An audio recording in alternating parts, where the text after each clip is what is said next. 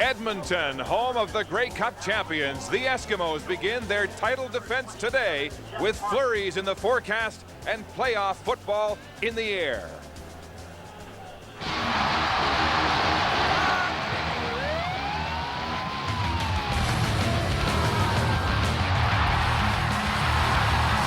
Yeah, old school, baby.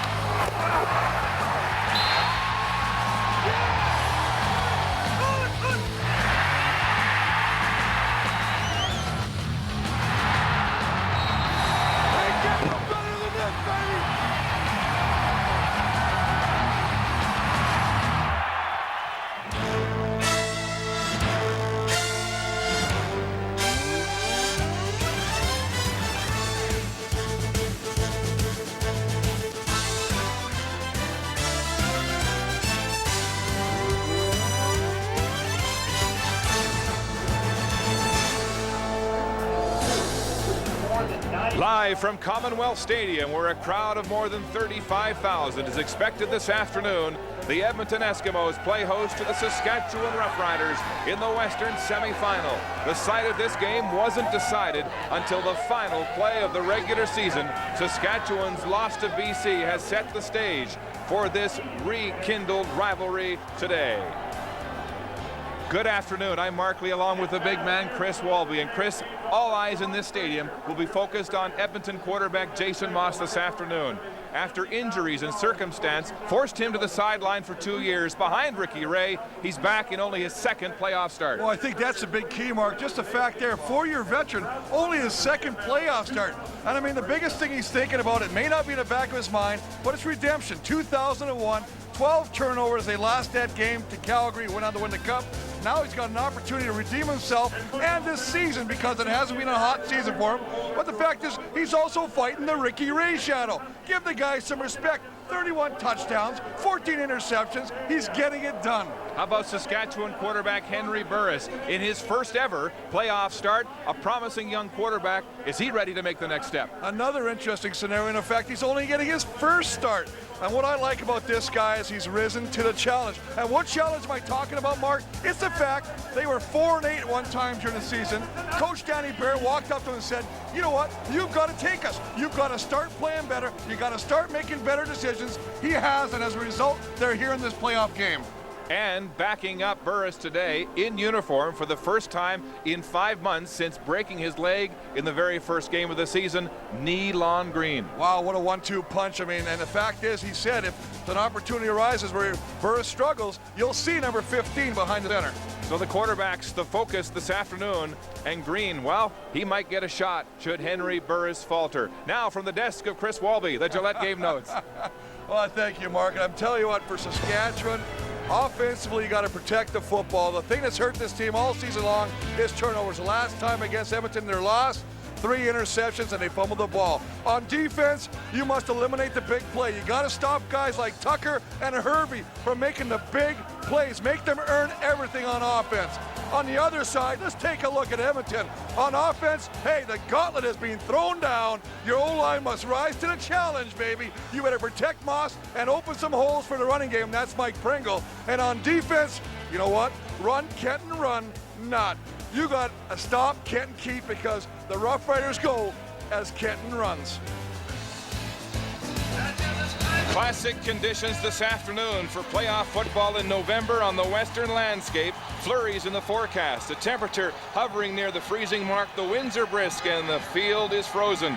Danny Barrett, 5 years at the helm of this Saskatchewan football team. This is the 3rd straight year they've made it to the playoffs. Can he get his team overcoming that crushing defeat 1 week ago against BC? And Tom Higgins, well, 33 straight years now. This team, a record in the playoffs. They had the bye week to get ready. It gave them 2 weeks to look at what went wrong against Saskatchewan and what Saskatchewan did right.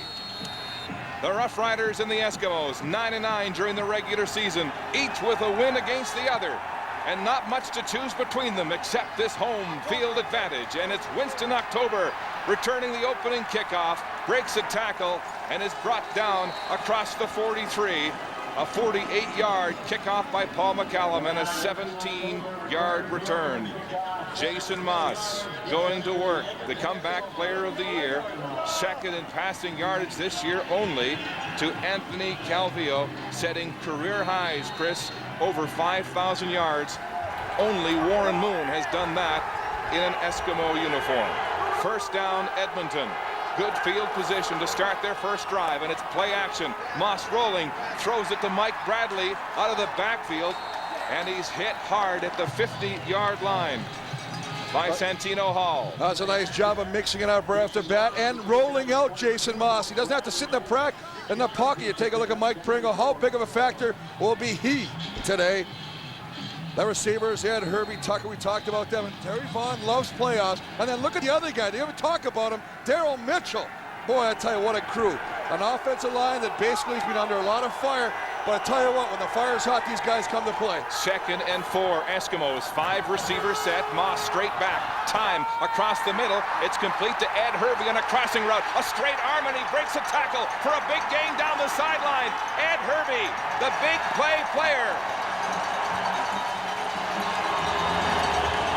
Well, we talked about the fact that you can't allow big plays. It starts off, the first thing they do, Ed Herbie's going to line on the outside and just going to come across the middle. Now, remember, we talked about the field. It's a little bit slippery. As a result, he gets separation. The corner can't keep up with him. Gets out there. Nice job of blocking downfield by the other receivers. But the first big play of the afternoon goes to the Eskimos. 33 yards to Ed Herbie, who burned Saskatchewan for 8 catches and 120 yards in October. Shovel past Mike Pringle. No going there as he's pulled down by Terrell Juriniak at the end position. Well, Juriniak's what a start for him. 7 sacks in 4 games. Schultz Davis, the man, has thrown the gauntlet down to the Edmonton O-line. And how about David Benefield on the outside? Hunt, Smith, and Mitchell, very active, a very good linebacking crew, and one of the toughest secondaries in the CFL, anchored by Eddie Davis with 6 interceptions. Juriniak, a real sub coming in for Lamont Bryant. He's only played 3 games, as you mentioned, 7 sacks already. 2nd and 7, shotgun. Moss again with time. It's complete and out of bounds to Brock Ralph, right near the first down marker. The kid they call White Lightning. White Lightning, but the thing you see that what Saskatchewan's doing right now is they're sitting back in the zone because of the conditions of the field, and as a result, Jason Moss is sitting back there, and he's getting good time right now. And the fact is, because of that, he's able to pick apart the zone so much. They're short by a yard. It's 3rd down, and the Eskimos will gamble. Danny Machocha telling me earlier this week, this is a one-cut football field. He's told his receivers and his backs, you know where you're going, you've got the advantage, you've got 1 cut. Don't make it, don't miss it. Fumble on the sneak, and Saskatchewan's got the football. Jason Moss, who's had trouble holding the football, his 21st fumble of the year. Jason Moss has fumbled the football 4 times previous to this in games against Saskatchewan. And for them, the fortunate part is he hasn't lost one. The 5th time is not the charm, however, as he does cough up the football. It's recovered by the Saskatchewan Roughriders. And what a big break for them, because Edmonton was basically marching the football at will down the football field. There's a flag on the play. We'll sort it out when we come back to Commonwealth Stadium in Edmonton. Worry about 22, and I was like, look for the shuffle. 12-year veteran David Benefield with a key fumble recovery, and it's first down Saskatchewan at their own 9. The penalty on the play was taunting against Gilles Leslie. A huge turnover early.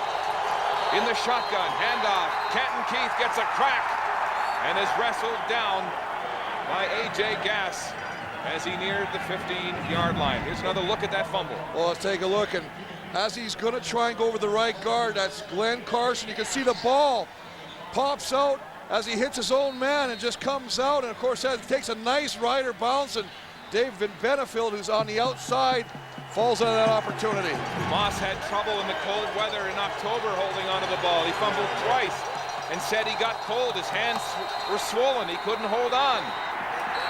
And that's complete to Carson Bailey as he scrambles close to a first down. But Jason Moss is wearing a glove on the left hand to try to beat the cold. The right hand, of course, bare. And again, cold hands perhaps, trouble holding onto the ball, and a fumble here early on the first Well, I series. just think he didn't secure the football, Mark. I think that's it. You got to tuck that football. You got to get your fingers wrapped down the top of that football, and then you got to hold on because you know there's contact when you're going short yardage. Just a little mistake made there, and an unfortunate contact of the football on the backside of Carson. It's Saskatchewan who runs a play very reminiscent of the Ed Hervey play that got big yardage for the Eskimos. They just bring their man across the middle again, trying to break him free, but he's brought down, but not before he picks up a first down. Well, the Roughriders moving the sticks at their own 20 in the shotgun. Hitch pass. It's complete to Corey Holmes, and he'll scamper straight up the hash marks for a gain of about 7. It was Holmes who burned this team 3 weeks ago with 163 all-purpose yards. That's a good offense. Kenton Keith didn't play last week. A little post-concussion syndrome. Said he could have played. Henry Burris, the man has got to make the things work. Dominguez, boy, what a return he's had since coming back to the Roughriders. Moore, French, and Bailey. This is one of the best offensive lines in the CFL right now after they got Fred Childress and Hubba Makowski, the outstanding lineman for the Western Conference. 2nd and 3, the blitz, the ball away, too high and incomplete, intended for Travis Moore, the only receiver in this arsenal with more than 1,000 yards receiving this season. Well, but they got pressure. That's exactly what you got to have from these front four. Janti and Abdullah on the outside. Reese and Wayne, the tackles inside. Got to get pressure up the middle. I love AJ Gass. I think this guy plays with all the emotion. The rest of the team feeds off him.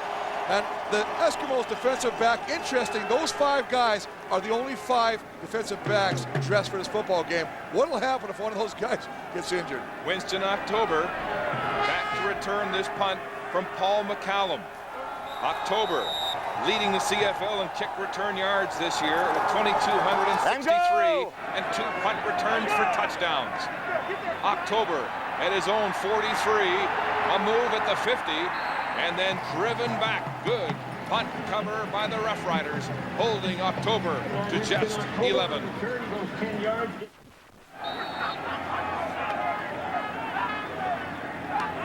Welcome back to Commonwealth Stadium, and a 2nd down situation for the Eskimos after a short run by Mike Pringle. Well, they have to get Mike Pringle involved in this offense.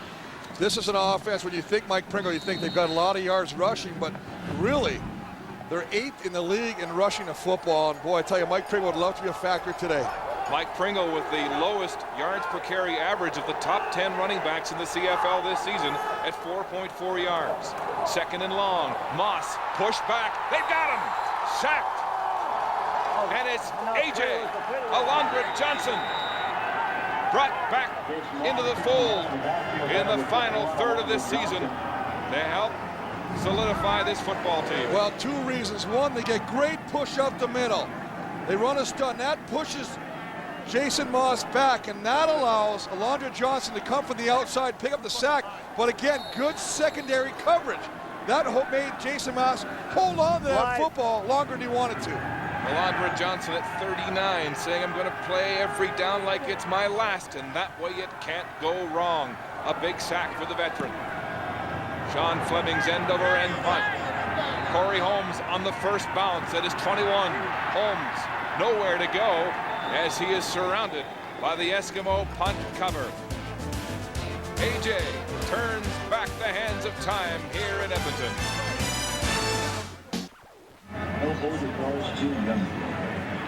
Right on cue, the flurries have begun to fly here in Edmonton as we are nicely underway in the opening quarter of this Western semifinal. Saskatchewan going back on offense for the 2nd time this afternoon.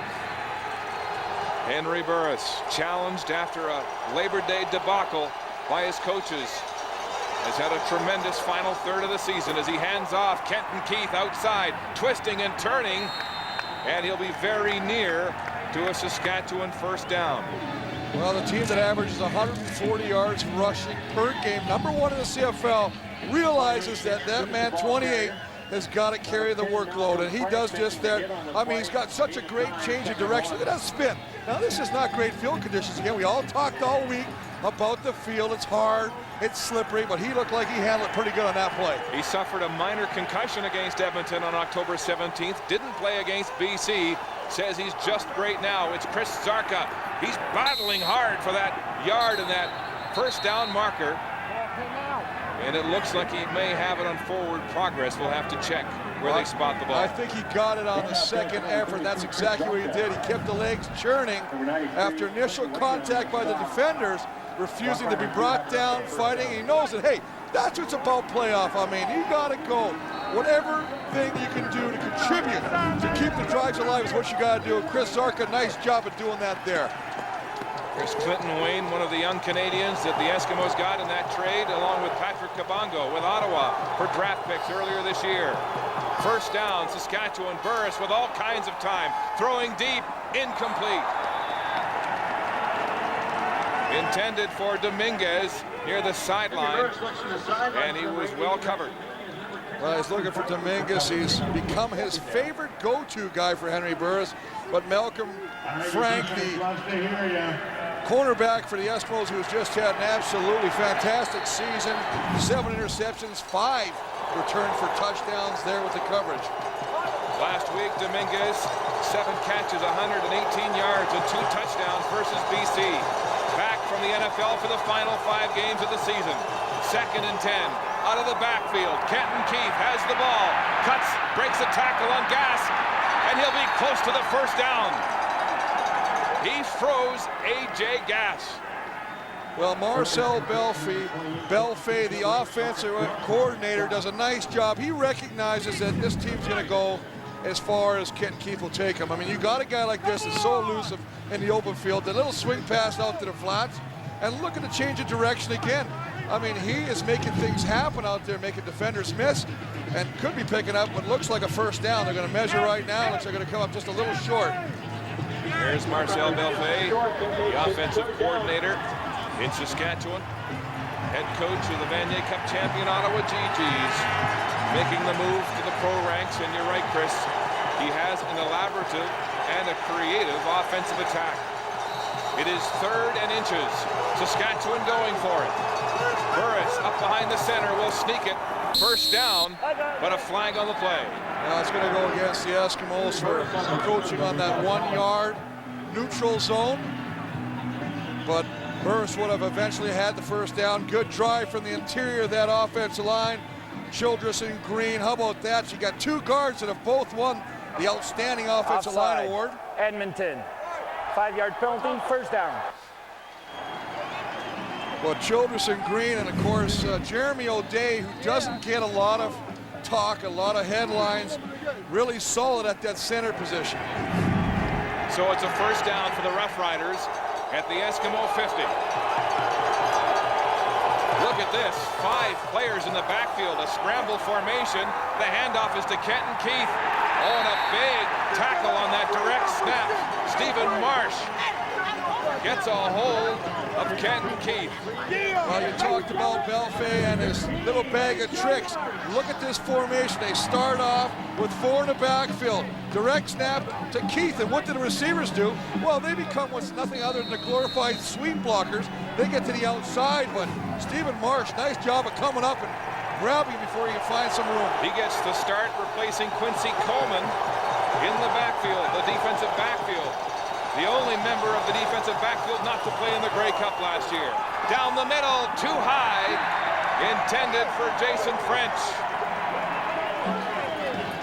And so Henry Burris misses a wide open receiver, and the Roughriders will have to punt. But on a positive note, the fact is Henry Burris is back there. He gets the protection. He gets what he wants as far as the defensive look. He finds French. He just overthrows him. French, I really like to see French go up a little harder on that football. Put your hands up. But the fact is, that's the positive. You still found the right guy. Now just get the ball to him. Daryl Mitchell and Winston October are back to receive this punt from McCallum. It's short and angled. It won't get out of bounds. Coming back to midfield. Here's Winston October going to the wide side. Omar Morgan turns him inside, and there's nowhere to go. Neil Hughes, Walter Spencer, and a cast stop. October for a return of 4. 5:36 to play in this first quarter. And the Eskimos with their worst field position on offense so far in this football game, starting at their own 20. Moss will look in past Ed Hervey, picks it up low, and then gets extra yards after the catch. First down, Edmonton. If Saskatchewan's going to sit back in this kind of cover, Ed Hervey's going to have a whale of a game today because he's getting a cushion because of the field conditions. Gets protection. He's just going to come back inside. Look at Davin Bush is playing. And Santino Hall, they're 6 yards away from him. He's going to pick up first downs. They're going to take up short chunks. They're going to move it all the way down the football field. You got to be a lot tighter and play physical. A gain of 14. Hervey, a playoff performer in 5 playoff games, an average of 18 yards a catch. Here's Moss downfield and incomplete. Intended for Jason Tucker, and a late flag in the Eskimo backfield. Well, they're going to call holding on the Eskimos offensive line, I believe. Talking it over Scott Schultz. That was the first incomplete pass thrown so far by Jason Moss. His last playoff experience was the 2001 Western Final, a miserable game Holding. with 12 turnovers. Edmonton 34. First down repeated. Mike Pringle stays in. Extra man helping out the offensive line to block. He's going to drop back there at the bottom of your screen, working against Reggie Hunt. He takes him down, and the fact he gets a holding call because his arms go around the waist. Even though he pancaked them, you got to keep the hands inside. So with the penalty, 1st and 20 as Jeriniak gets into the starting blocks. Movement along the line of scrimmage. Moss throwing deep again. Curl pattern is complete to Brock Ralph, but a flag at the line of scrimmage. And this one is going to go against Saskatchewan. Scott Schultz trying to get the jump. Just leaves the middle of the pack in the inside tackle position. Jumps the gun on the snap count. Jason Moss takes full advantage of that play and completes a pass downfield. Saskatchewan 96. Penalties decline. Second down.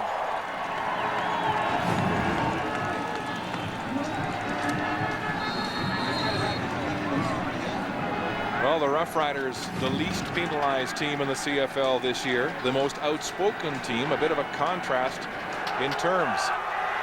With the penalties in the game, it's 2nd and 3. Moss to the flats, it's complete. Oh, what a hit. As Jason Tucker is rocked by Omar Morgan. Well, Omar Morgan rocks him, but not before. Tucker picks up the first down, and now this Eskimo offense has a fresh set of downs to work with. Moving the ball out of their end, getting closer to midfield right now. Jason Tucker, the lead receiver in this Eskimo offense, 1,632 yards this season and 11 touchdowns. First down, Edmonton. On the ground, Mike Pringle with a head of steam, and he's wrestled to the ground after a gain of about 5. Jackie Mitchell makes the tackle for Saskatchewan. Well, you mentioned earlier they don't have the greatest yards per carry rushing the football, but still, when you got a guy, number 34, Mike Pringle, I mean, this guy's got every record imaginable. You better get him involved in your offense, give him the football. Hey, you know what? He's picking up 5 to 6 a carry. If you can do that, you're going to be very happy with yourself. And we should note that a year ago in the Western Final against Saskatchewan on this field, Pringle rushed for 125 yards and 2 touchdowns against the Roughriders. 2nd and 5. Moss throwing hard, and it's incomplete at the first down marker. Brock Ralph could not hold on to the football.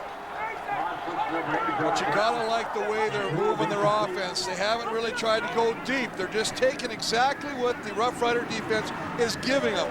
Brock Ralph this time finds the first down marker, breaks it to the sideline. The ball is delivered, just can't come up with the catch. So Sean Fleming will punt, sporting a 42.7 yard average this season. Back to return, Corey Holmes, who brought one of Fleming's punts back 66 yards for a touchdown October 17th at home. at Taylor Field. A high snap. Fleming with a high punt to the far sideline, and it bounces directly to Holmes. He's pinned, coming straight up the sideline, and driven out of bounds at the 30-yard line.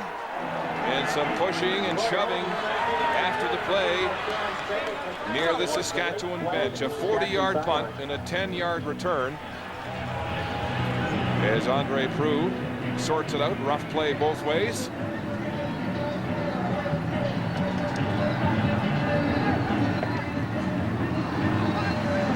That's rough play Major basically foul. against Edmonton. Unnecessary roughness. Edmonton 26. First down. Donnie Brady, the man, the culprit, on the sidelines, getting into a little shoving match after the play, and that's something you don't want to have happen. You see he's being blocked at the point of attack. Now he goes out, and then he, you just can't do that kind of thing. What's the field position for the Roughriders? So the early indication was rough play both ways. It'll be Donnie Brady who gets the penalty, and good field position at the 45, Saskatchewan. Travis Moore goes up to make the catch and is hit by Donnie Brady. And Moore is slow to get up as his head went driven into the turf. This is the first year in 5 that Moore has played all 18 games. He's had ankle problems, turf toe. Last year, a lacerated face. And he's shaken up here early in this Western final. Well, he cut his face when he was wearing those Darth Vader face masks, and the clips that hold him on came off and sliced his face, his cheek. This one, he goes up to catch the football, and Donnie Brady just from the behind pushes him down, but it's how he landed that caused the problem. You see his head hitting the ground pretty good. Great concentration as he went up into the air, came down with a hit, took a divot out of the field. Travis Moore, the 10-year veteran out of Ball State, was talking to Alondra Johnson earlier this weekend, saying, you know, this might be our last kick at a Grey Cup together.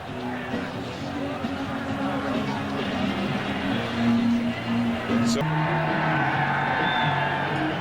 Ivan Gutfriend, the Saskatchewan trainer, and Dave Reed, one of the Eskimo doctors, in giving attention to Travis Moore. And into the game, the Canadian veteran Corey Grant out of Wilfrid Laurier University.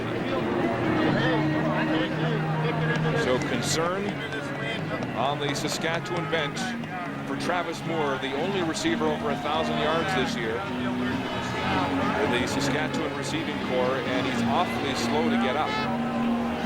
Well, Travis Moore is the model of consistency at the receiver position year after year. Comes up with those big clutch catches to keep drives alive or score touchdowns that help your team to go to victory. And this would be a big loss if he cannot play, and it looks more and more serious the longer he stays down. Grant coming into the game, he's been injured a lot this year with hamstring problems, only had 18 catches during the regular season. As we take another look at the injury to Moore. Well, he goes up, and obviously when you leave your feet, you're susceptible to anything that hits you, and it's just the way he goes down. I believe that when he went down, he caught the helmet in. I remember this ground is frozen. Not a whole lot of cushion there, even though you're wearing the helmets. And so the worst thing that could happen, and you hope it's not that, is you kind of get a little bit of injury with the neck. And I see they're being very cautious and looking over and moving him. Well, it's cast a pall here on the game. You know what it's like as a former player. Nobody likes to see someone down and injured in a situation serious like this. You know, you're right, Mark. The biggest thing is you talk a lot of talk out there. You know, we're going to knock you out, we're going to do whatever you want, but basically it's controlled violence. And that's what happens in football. Sometimes, you know, you got to sacrifice your body, go up and make the big catches, but this happens sometimes. It looks like he's up, and that's a good positive sign. Interesting you should say that. There was an NFL medical study done this year talking about the collisions and the impacts that go on as you see the pain written all over Travis Moore's face. And the NFL experts say that these collisions are like a car crash at 40 kilometers per hour, and you're looking at collisions 20, 30, 40 times a football game. And Moore is in a lot of difficulty. Well, I love that line. They say, if you want to know what it's like, stand at the end of your driveway, run full speed into your driveway door. Now do that 30 to 40 times and you know what it's like to be at a football game. Now I'm telling people at home, don't start, because you know if I say that, some people at home are going to go out to the driveway. The wife's going to go, honey, where are you going? He's out. He might be banging on that door right now. Kids do not do this at home, and they help Travis Moore into one of the vehicles here, and he's in a lot of pain, doubled over. As Danny Machocha wishes him well, Jeremy O'Day, well, the center. You can see just by the fact the players are slapping him on the back and rubbing his head that it is not a neck, and that's a good thing. Thank God for that. It may be a situation, Mark, where he's got a bit of a concussion for smacking his head on that ground. Well, we know how hard this turf is, this frozen natural grass field. Well, and you take a look, he's over there, he's hunched over. So the Eskimos staff giving Saskatchewan receiver Travis Moore a ride to sickbay after what looks like a head injury here in the first quarter. The gain on the catch by Travis Moore was 7. 2nd and 3. The Riders coming into this game saying they've got to stay out of 2nd and long because of the various looks this Eskimo defense likes to give you. Crowd now rising up, trying to deafen the cadence. Silent count. Henry Burris hands off, hits a wall, doubles back, trying to make something on his own, and he won't get away. Randy Spencer back in the lineup after a shoulder problem with the tackle for a loss. Well, this is an interesting play because as the play develops, you see there's only 3 linemen at the point of attack, and then they try to bring in Jason French. Jason French doesn't want any part of blocking right there. He's just looking to get out of that pile. He's a receiver that does not like to block. That play was defeated from its onset. Paul McCallum gets it away again. A short punt bouncing around the 35. October can't find the handle, puts his hand on it, and then falls down, but flags on the play. And it looks like Scott Gordon was inside the 5 yards. Well, they're also going to tag on a little bit of a spearing on, I believe it's Walter Spencer, 41. Now, early on, you talked about the fact this is the least penalized team, and Danny Baird on the field, but they're going to call a major foul on Saskatchewan as well. And early in this game, penalties, something that Saskatchewan had really controlled over the 18-game regular season, is coming to haunt them early in this semifinal game. Danny Barrett animated. He was telling us yesterday that part of his growing experience as a head coach was to not be so vocal with the officials, but here he's protesting. 5-yard penalty, Saskatchewan. Major foul, unnecessary roughness. Saskatchewan 41. First down. Walter Spencer, the #1 special teams tackler for Saskatchewan, getting the big penalty. Well, it's after the play. They got him. The ball goes down, and you see him right there. He leads with the head. And the fact he leads with the head, they're going to throw that nylon every time. So a big swing in field position for Edmonton across the 52. Mike Pringle head down, and Travis Smith is right there, along with Jeriniak and Jackie Mitchell for a short gain. Speed. That's what you build on defense. Don Matthews in Montreal thrives on it. Great defense that moves so quickly to the ball. That's what Saskatchewan has right here.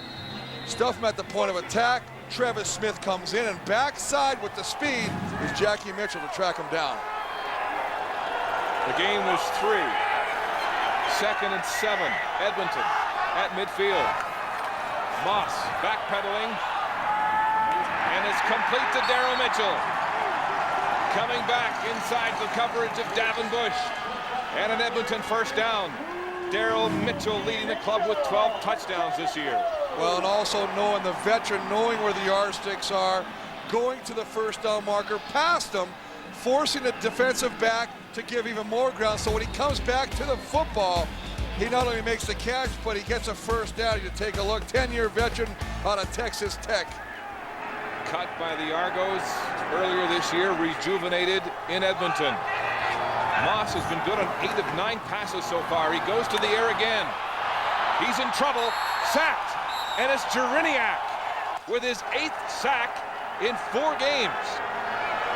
Well, 8th sack with the biggest thing. Again, the secondary does a nice job.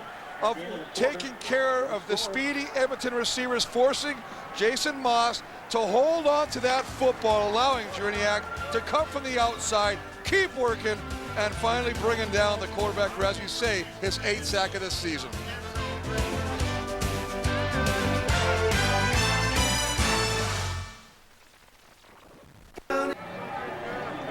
No score after 1 quarter of football in this Western semifinal. As we get set to start the second, let's check the first quarter numbers. Well, good game. Ed Hervey is obviously making some big catches, net yards in favor of the Eskimos. The big turnover, obviously, the gamble on short yards, the fumble by Jason Moss, his 21st of the season. His own offensive guard, Carson, just kind of got his hip in the way. Hervey leading the way with 2 catches and 46 yards. Yes, he's been a big play threat for this Edmonton offense. 2nd and 18 after the sack by Jerniak. Good thrown ball. It's behind the play, though, and Morgan was very close to picking that off, and so the Eskimos will punt. Jason Moss with a rare errant throw here today. Well, again, maximum protection. Pringle's going to go to the outside, picking up the blitzing Jackie Mitchell. Moss throws that football to the outside, and Hervey breaks to the inside. And as you say, Omar Morgan, the closest to the football, almost coming up with an interception. Live. Fleming standing inside his 45. And Corey Holmes, the lethal return man, all by himself for Saskatchewan. A high punt to the far sideline and a perfectly placed kick. No return for Holmes on a 31-yard punt as we go to the sidelines and welcome Steve. Mark, I talked to the Riders training staff as they were taking Travis Moore off the field and into the clubhouse. They said it is definitely a head injury. They're not willing to take any chances. As you saw, he went down and struck his head hard. This turf is hard and very unforgiving. So the Riders are doing the right thing. Travis Moore is in the room being looked at by the doctors. Thank you, Steve. So we hope the best for Travis Moore as Saskatchewan goes on without him here in the second quarter. First down. Handoff. Kenton Keith gets a sliver and is wrapped up by A.J. Gass and Raheem Abdullah after a gain of about 5 or 6. They'll make it 4, 2nd and 6. Well, trying to spread out the Eskimo defense with 5 receivers, 3 to the wide side, 2 to the short side, trying to get by the sideline, pull some of those linebackers outside of the tackle box, hoping to split or get a seam for Kenton Keith to find. A.J. Gass, who began the season on the practice roster behind Kelvin Powell, assumed the leadership of the middle linebacking position a few games in. Out of the backfield, Keith drops the football. Perfectly thrown pass. Incomplete as Crutchfield picks it up and runs to the end zone, but it is ruled an incomplete pass. And so that's it for Saskatchewan on offense. They'll punt again. Well, another situation where they just try and get Kenton Keith to the outside, one-on-one in the open field, and as he takes his eyes off the football to look downfield where he wants to run, he loses the football. Very fortunate that he really didn't have control of that football, or it would have been ruled a fumble, and a big play for the Eskimos. Live.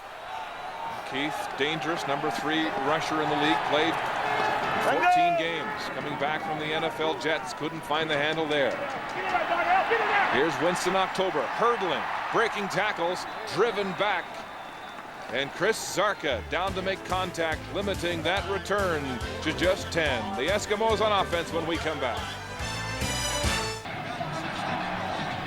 Jason Moss had a career year passing over 5,000 yards this season, but after 2 seasons in the shadows of Ricky Ray, he knows he will define himself in the playoffs. The player's position, you know, they don't remember what you did yesterday. It's all about today, and so that's the way I've approached every game. Like it's going to be my last, and you know, I'm not guaranteed another playoff game. I'm not guaranteed tomorrow, so I want to obviously personally play well and give our team as good of a chance to win as possible. He is tough as nails, a young man with 2 back surgeries before his 27th birthday, playing with a bad shoulder this year. And under pressure here, a complete pass back to Ed Hervey and his 3rd catch of the football game. Well, Ed Hervey broke off, came back and helped the quarterback. When you realize your quarterback is under duress, Jariniak from the outside, nobody's going to block him. He just comes straight there. And look how Hervey just finds the opening, sets down. Jason Moss finds him, gives him the football. A little second effort by Ed Hervey, attempting to pick up the first down, and now they'll bring out the sticks to measure. We'll see how much he did indeed pick up. Just inches shy of the first down. Ed Hervey 3 for 57, and he's been the favored receiver so far for Jason Moss. And you have to love the way Moss has embodied, you know, the leadership of this offense. Danny Machocha has believed in him, and it's not easy to lose your job, to not say anything for 2 years behind Ricky Ray, who became the star of this franchise, to actually embrace Ricky Ray, become friends, and to learn from him. Well, that's the mark of a real true professional, just like that. Don't sulk about it. You know, wait for your opportunity to make the most of it when it does come.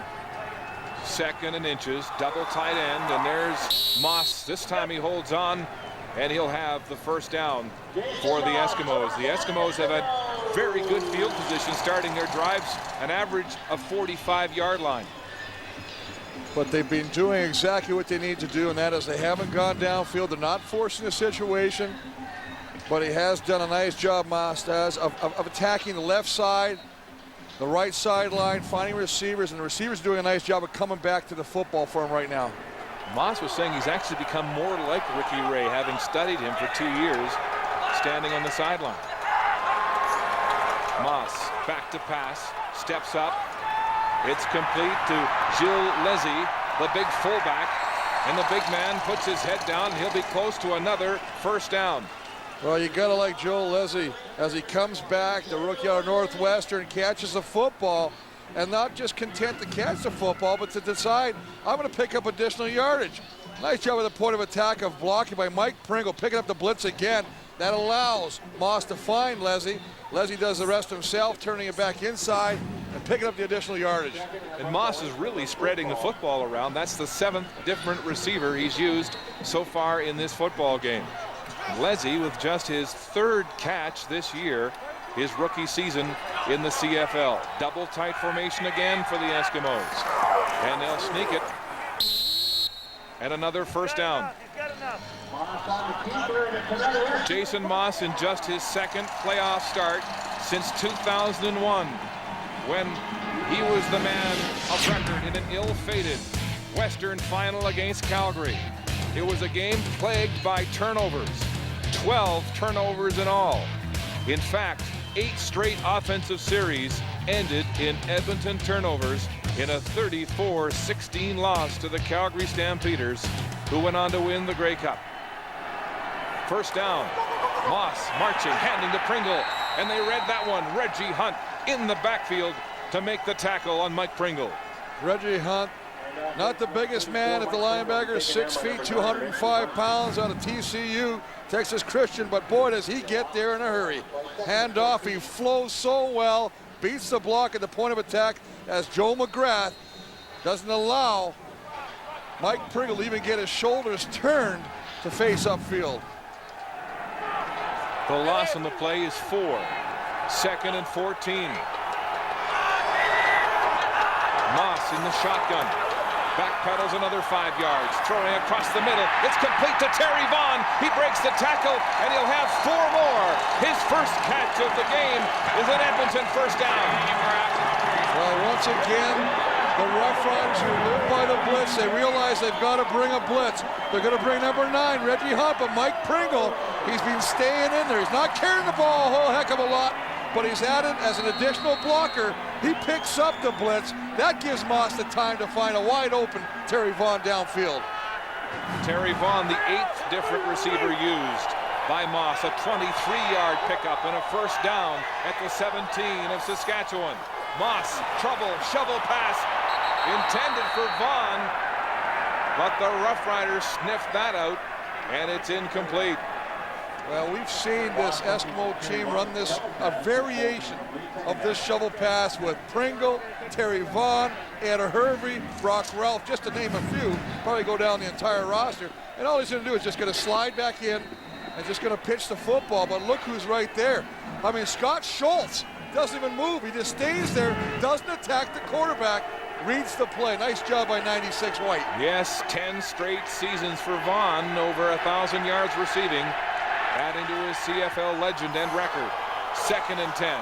Moss, pressure, gets the ball away for Brock Ralph, and it's incomplete, as Ralph could not hold on, and Moss took a shot after getting the ball away. Well, they came up the middle, and they basically bowled over the interior of this offensive line.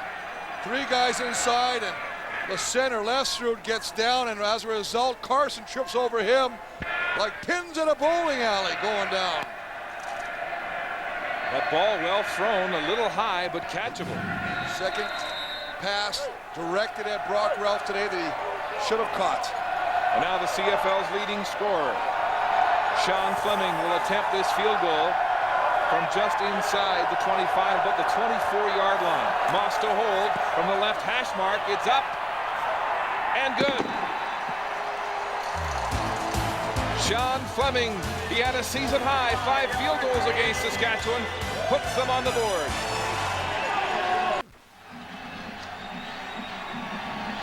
Welcome back to the Western semifinal at Commonwealth Stadium in Edmonton.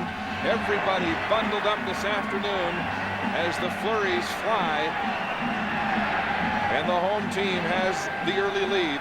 Temperature just below freezing, and a strong wind out of the southeast making things a little bit more complicated, but classic Western Prairie football. Kickoff from Sean Fleming, and it's Corey Holmes. He drops the football at the 15, finds the handle, gets a block, squirts through the middle of that kickoff cover, and is brought down at the 35 with a gain of 19. Kenton Keith, the number 3 running back in the CFL, was the player of the month in October, but he came into this game seeking much more.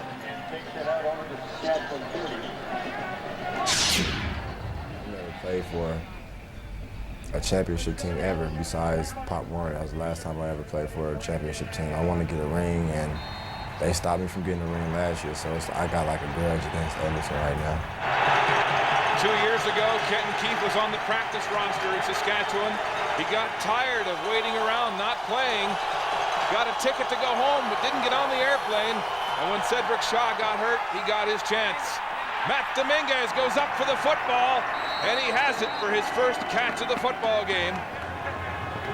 Well, Matt Dominguez goes to the sideline, working against Malcolm Frank, goes up high. Matt Dominguez, who's 6'2", a little bit of a height advantage over Malcolm Frank. That results in him being able to come up, go high, grab that football. Malcolm Frank, good coverage, and you can see him there hanging on for dear life, not allowing Dominguez to try and drag that foot free. Frank plays to the boundary. That's normally where they have Dominguez. And he won that battle, a 17-yard gain.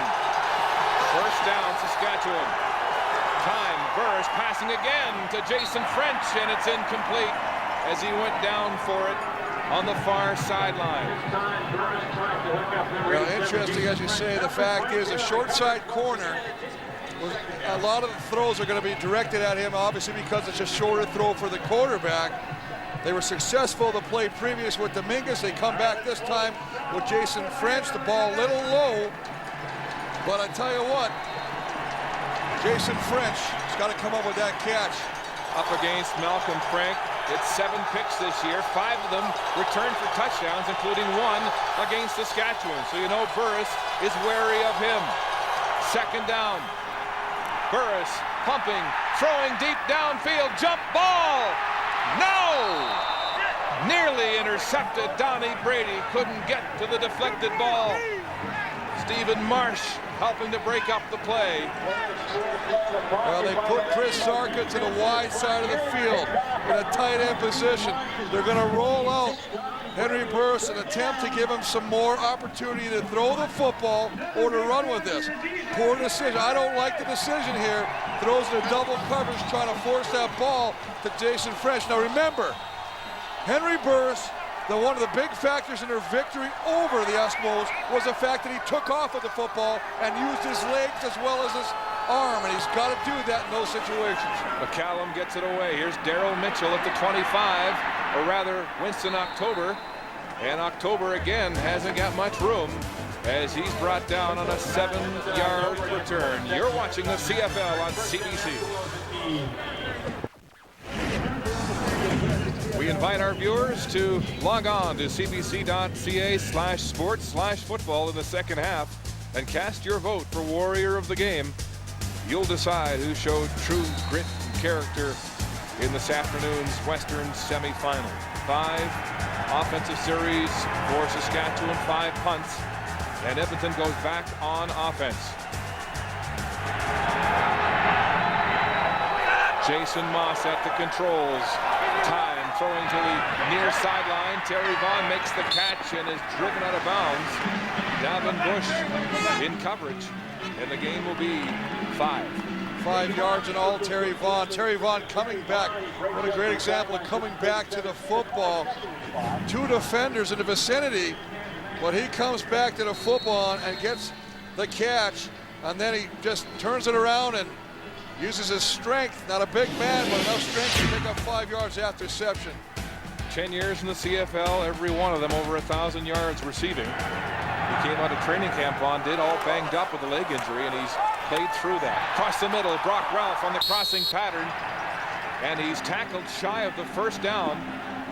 Like Reggie Hunt got a hand on him, and they will be short. So a big tackle in the secondary by Reggie Hunt. Well, again, protection up front, doing a nice job of allowing Jason Moss to get some vision downfield to find the receivers. These plays are late developing. He's got to wait for Brock Ralph, who started on the very left of the football field, come across to get that catch. Now the snow really starting to come down to Commonwealth as Sean Fleming stands at his 25. Corey Holmes back to return this punt. A beautiful spiral, high and hanging in the wind. Holmes at his 30, straight up the field, clipped, knocked down, and there's a flag on the play. 40-yard punt by Fleming, an 11-yard return by Corey Holmes. McCall will be holding against Saskatchewan. That'll be a legal block is what it'll be. Once again, Saskatchewan, who gets pretty good field position after the return. Saskatchewan number 20. First down. But a penalty will force them back. Kennedy Nikiason with the penalty. Just right in the bottom. Just clips them down there. And so the Roughriders will start at their own 25.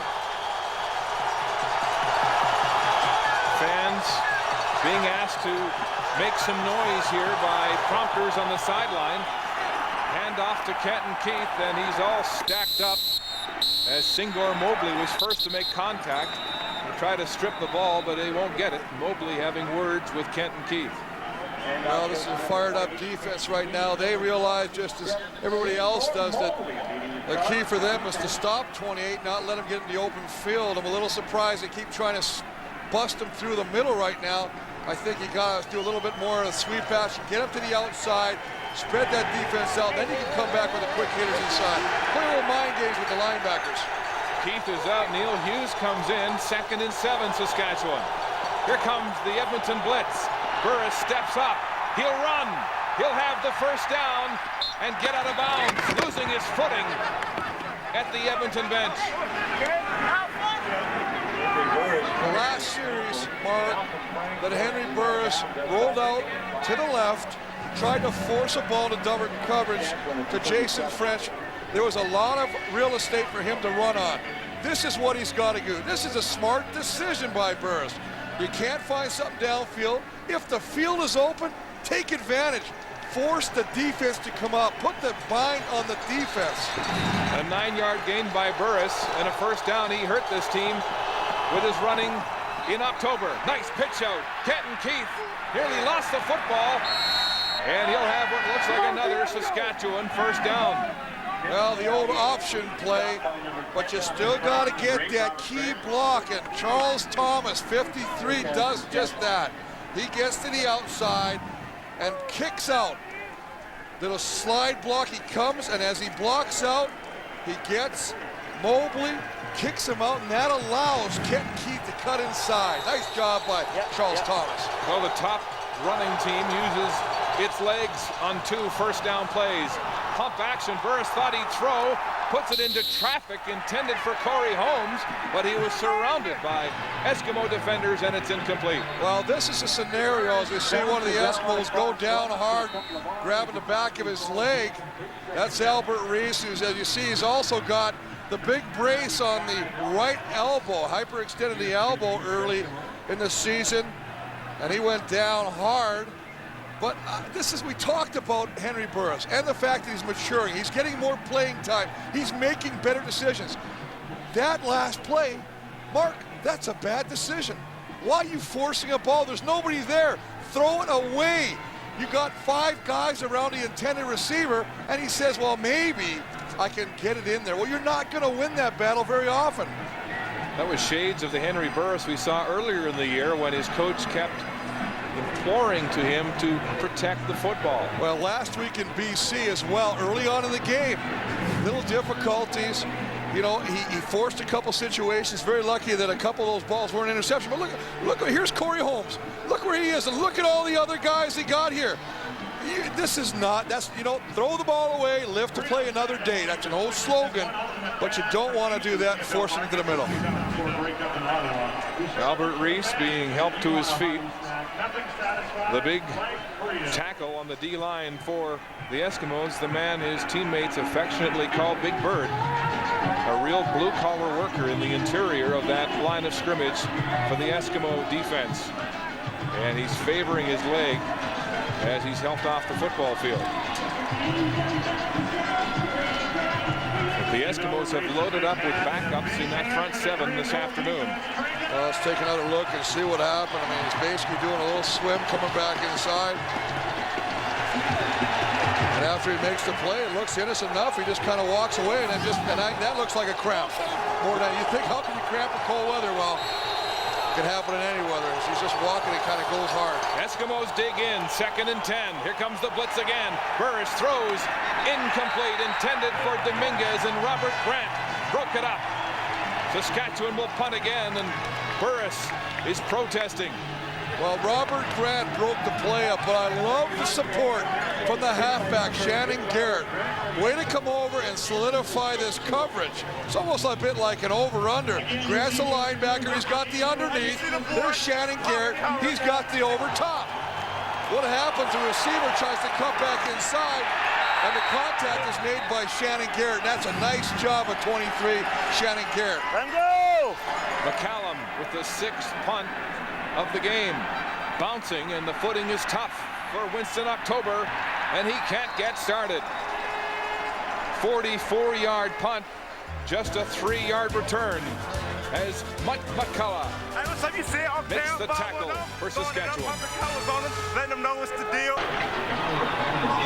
Robert Grant with eyes in the back of his head breaking up that big pass. Well, it's interesting to watch as he's got his hand at Tisson. But look at the eyesight here. Look at Shannon Garrett straight at the receiver. Well, that's nice support for your halfback. First down, Eskimos. Moss back to pass, throwing across the middle. It's complete again to Ed Hervey. His 4th catch of the football game. When you have slippery conditions and you got a guy with the speed of Ed Hervey lining up wide, he's going to come up the field about 5 yards, and then he's going to break it across the middle on just a middle route. And every time he does that, that's the cornerback. That's Omar Morgan, number 3.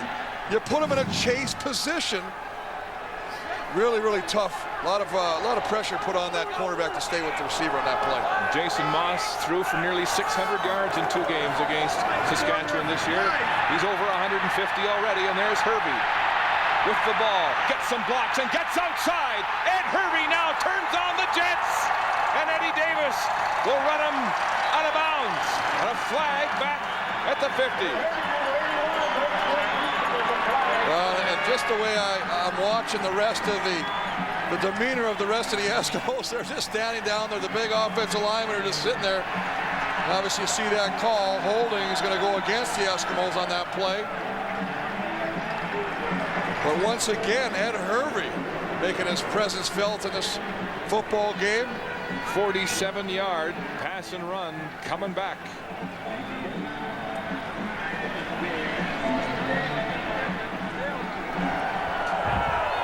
Holding. Edmonton 65. After yards were gained. First down. Well, left through the center. It came after the first down, Chris. Well, that's a big break. I mean, the fact is, very lucky that it came after the first down because they still retain possession of that football. Vestrud moving to center. 4 games ago. Here's Mike Pringle. Up the middle, breaking tackles, high-stepping his way to an Eskimo first down at the 50. His biggest run of the football game. Well, he is a man possessed. A lot has been made about the fact the last time that he had the opportunity to break George Reed's record for touchdowns, he didn't get the ball.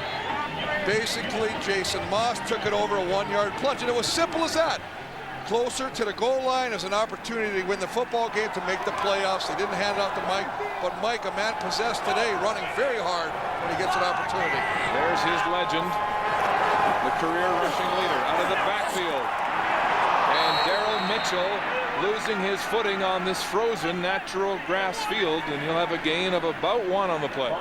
Well, Daryl Mitchell, after making the catch, little hitch pass, trying to make a move to come back to the inside. As you say, just loses his footing, working against Jackie Mitchell. Jackie Mitchell kind of stopped suddenly, and you can see he was probably the happiest guy to see Mitchell go down, because the other Mitchell would have had a hard time bringing him down. Alondra Johnson in on defense, 2nd and 9, Edmonton in the snow. Moss, pressure, and he's sacked. Reggie Hunt was there in the blink of an eye. And that's the 3rd sack of the game for Saskatchewan. Well, they bring the house. Darnell Edwards, a safety, Reggie Hunt. What they were doing early was only bringing 1 extra man. They were getting picked up. Now you see right there, nobody picks up Reggie Hunt. Now why does this play work and the other one not? Because this time they also bring Darnell Edwards. Mike Pringle picks up 1 blitzer. There's nobody to pick up the 2nd one, and as a result, it's a free run to the quarterback, Reggie Hunt, with a big sack. He had 6 in the season on this defense that tied with Hamilton with the league lead in sacks at 49. 3 so far for Saskatchewan here this afternoon. And the Roughriders have called a timeout here, with 1:19 to go until the half, trying desperately to get something going offensively. This hungry sack attack in full swing here in the Western semifinal. It's Corey Holmes back at his 35. Fleming will pass on a fake punt. It's incomplete. Intended for Mike Bradley, and a huge turnover on downs. Well, I think we can also put something to rest. Those of you who thought that Tom Higgins was the most conservative coach ever to play this game, I mean, what a gamble right here. In your own end of the football field, Fleming sits there. He has to make the decision. If it's there, he'll throw it. If it's not, he'll punt it. This time he sees it, nobody picks up Mike Bradley.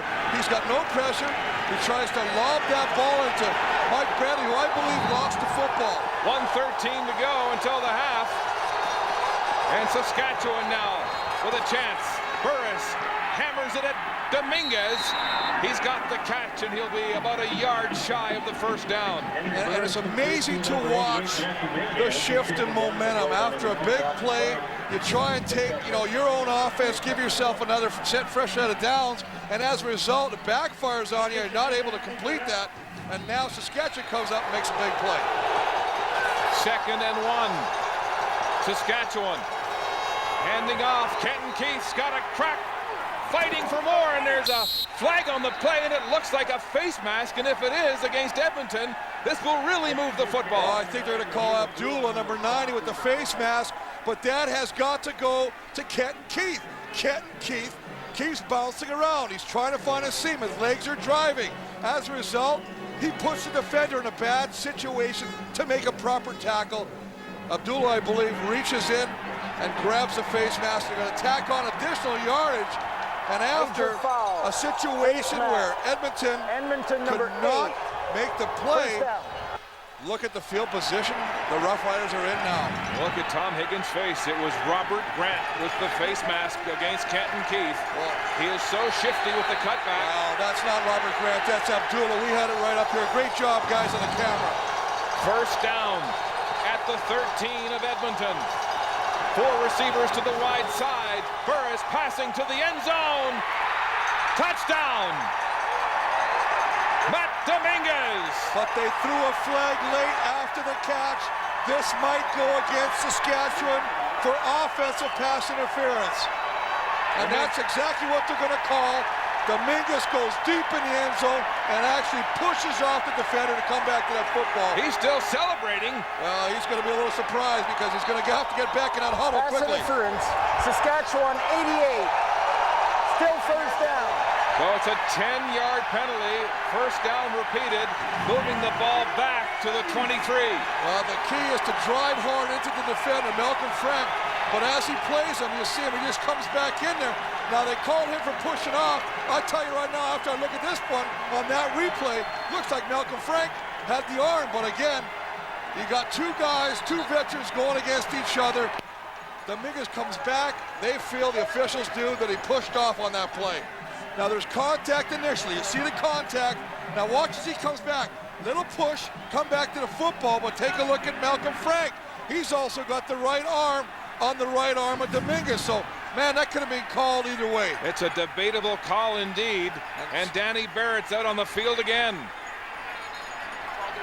The Eskimos called a timeout to try to slow down the momentum here. Here's Greg Marshall, the defensive coordinator, looking for a big play here. It's 1st and 20 from the 23 with 51 seconds to go until the half.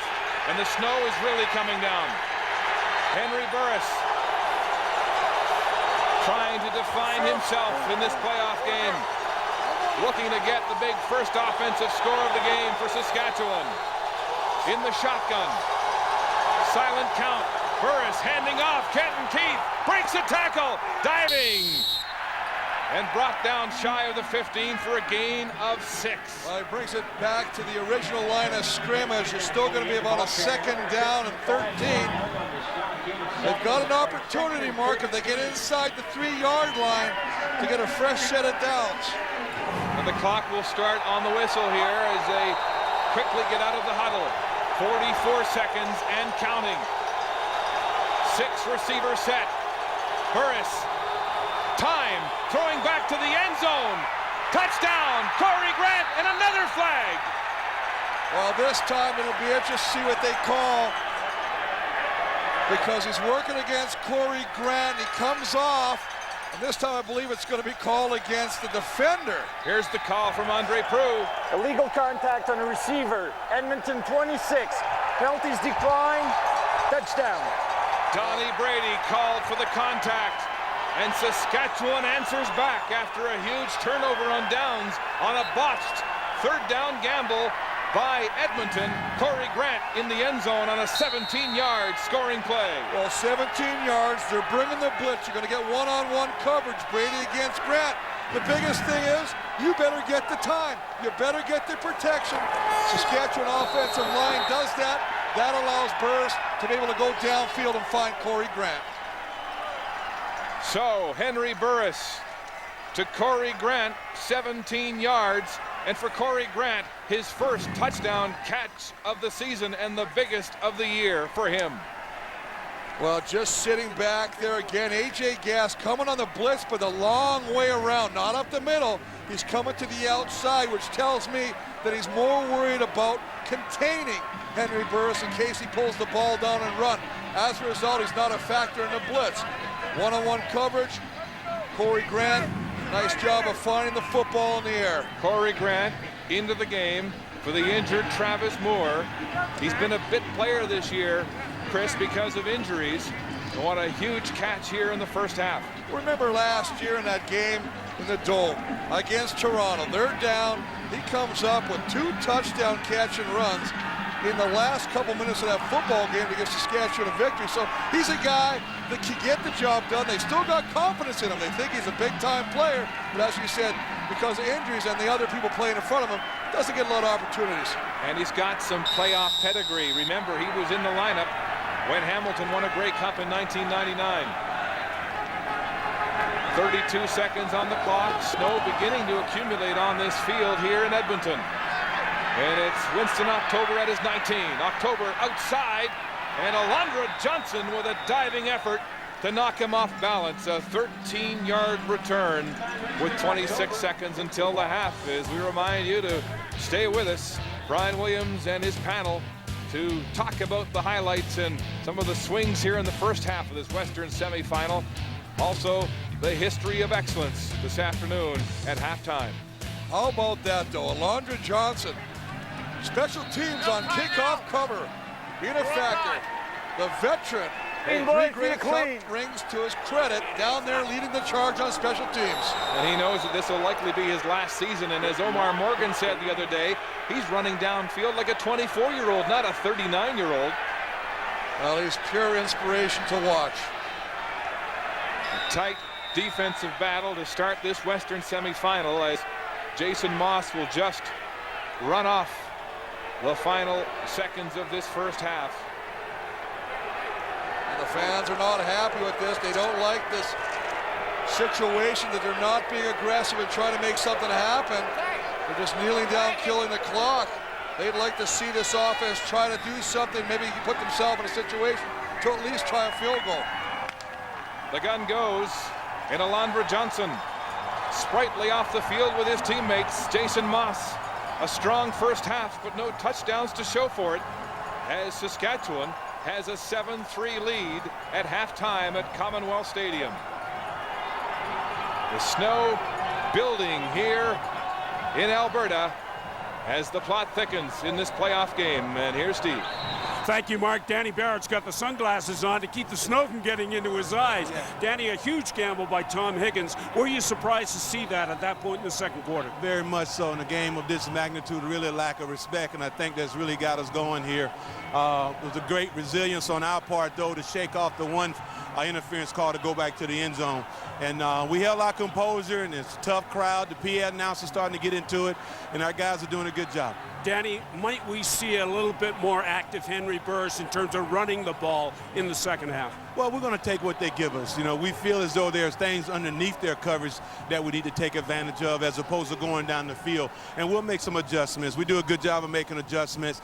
And I think the second half, you'll see us start a little bit more ball control. Danny, thanks for this. Good luck in the second half. Thank you very much, Steve. Danny Barrett and the Riders heading for the room here at Commonwealth Stadium with a 7-3 lead. You're watching the playoffs, the CFL on CBC. A snowy and windy afternoon here in Edmonton, Saskatchewan with a 4-point lead at the half. Just a reminder, 68 battle it out for the ultimate goal. One of 6 tryouts with an NHL team making the cut. Presented by Bell, Tuesday at 8 o'clock, 8:30 in Newfoundland. And as we come back to our booth here on the artificial or the natural surface at Edmonton's Commonwealth Stadium, south end of the stadium, with Sean Millington, Greg Ferris, Darren Flutie. I'm Brian Williams.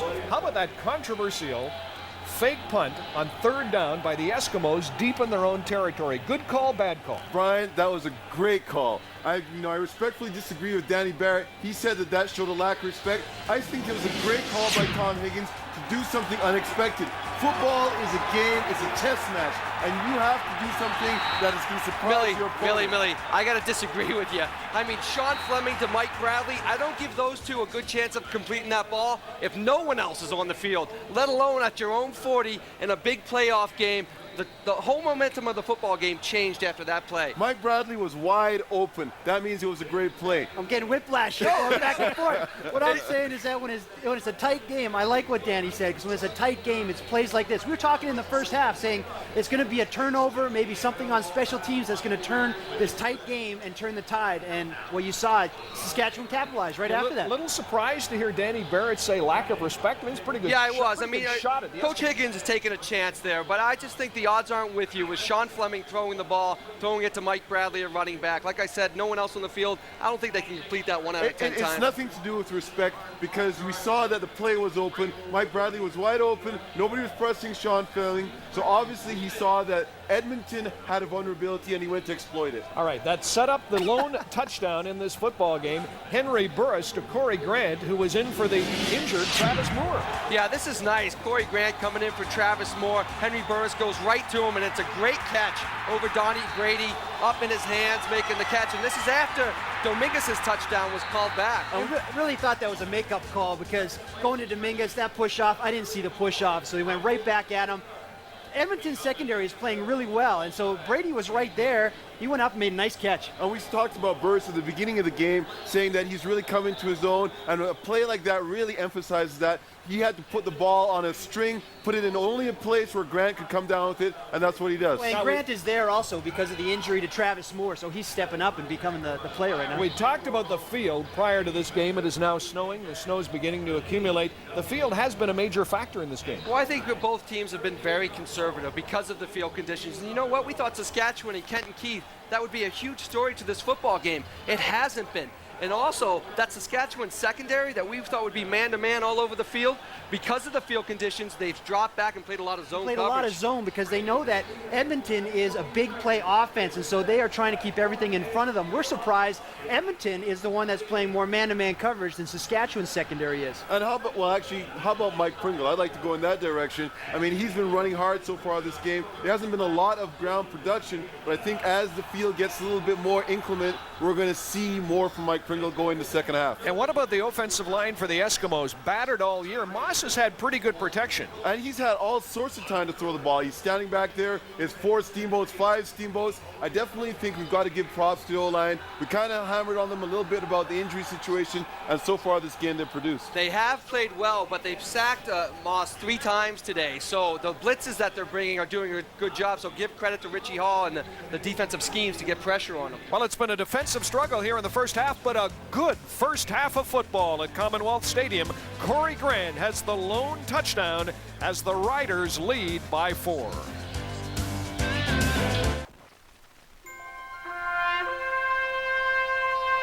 History of Excellence, brought to you by Nissan. He was quite simply the most prolific passer this country has ever seen. In his short but illustrious CFL career here in Canada, Warren Moon dominated the game like no other.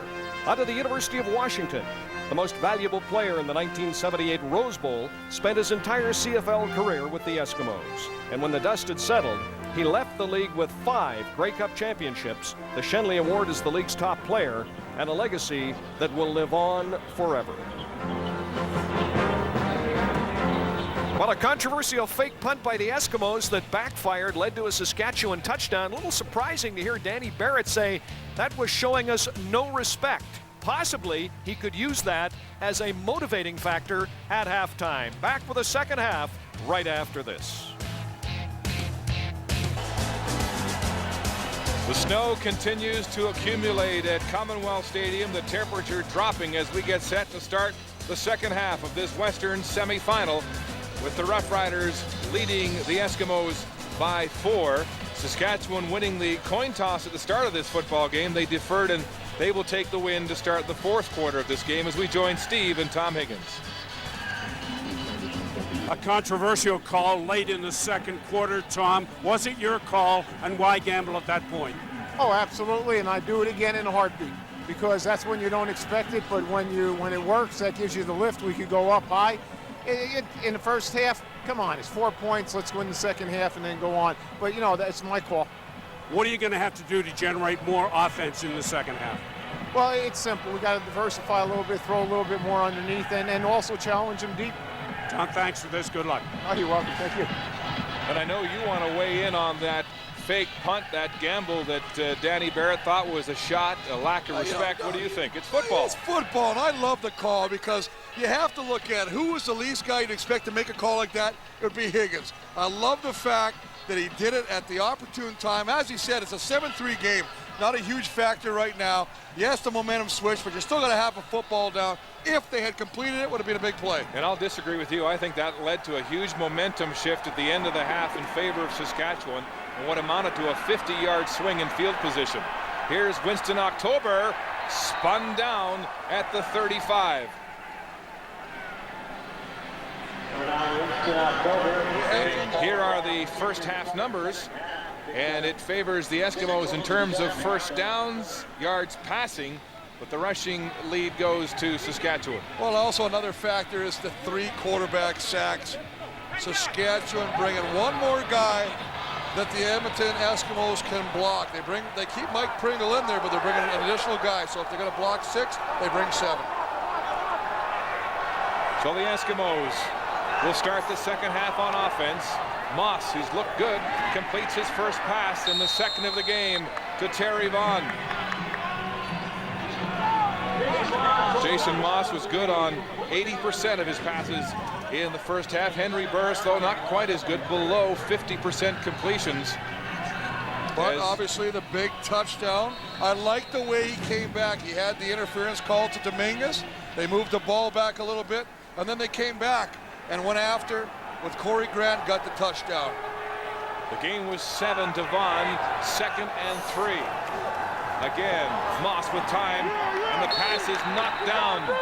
David Benefield celebrating a knockdown, and that will force the Eskimos to punt. Benefield with a big fumble recovery in the first half for Saskatchewan. Well, I found it. David Benefield, you don't hear a lot about him right now. He's on the top of your screen working against the veteran Chris Morris.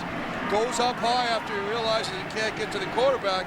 Gets that left hand up, deflecting the football. But the big thing, 23 career games against the Eskimos, or whatever team he's played for, he's got 21 quarterback sacks. He always makes a contribution. Footing paramount now as the snow builds on this frozen field. A good punt to Corey Holmes, starting at his 23. Breaks down the sideline and is tripped up as he goes across the 35 by Robert Grant.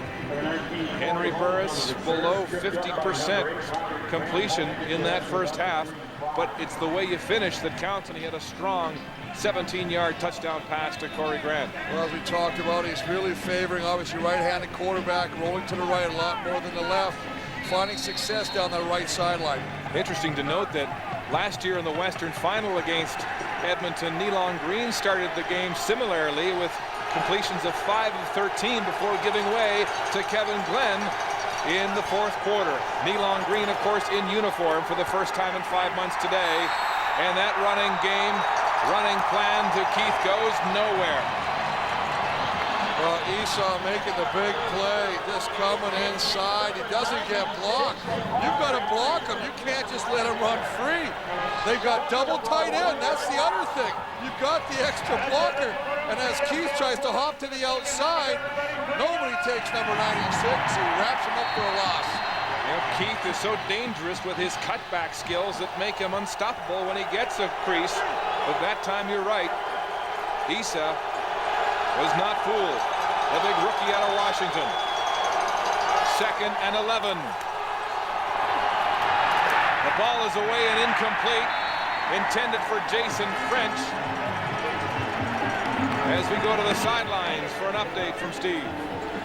Mark, number 83, Travis Moore, was involved in that series with the Riders. What happened was this: when he hit the turf and dirt flew into his eye. It caused a lot of pain. They took him into the room, flushed the dirt out of his eyes, and he's back and will see action and has seen action in this second half for the Riders. Well, that's huge news for Saskatchewan as McCallum again struggles with a short punt. October on the fly, and he's just across midfield. A 6-yard return, but great field position for the Edmonton Eskimos.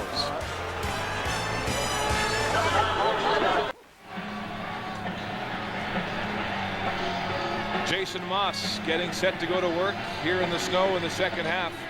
Had a good first half in terms of completion. No touchdowns, though.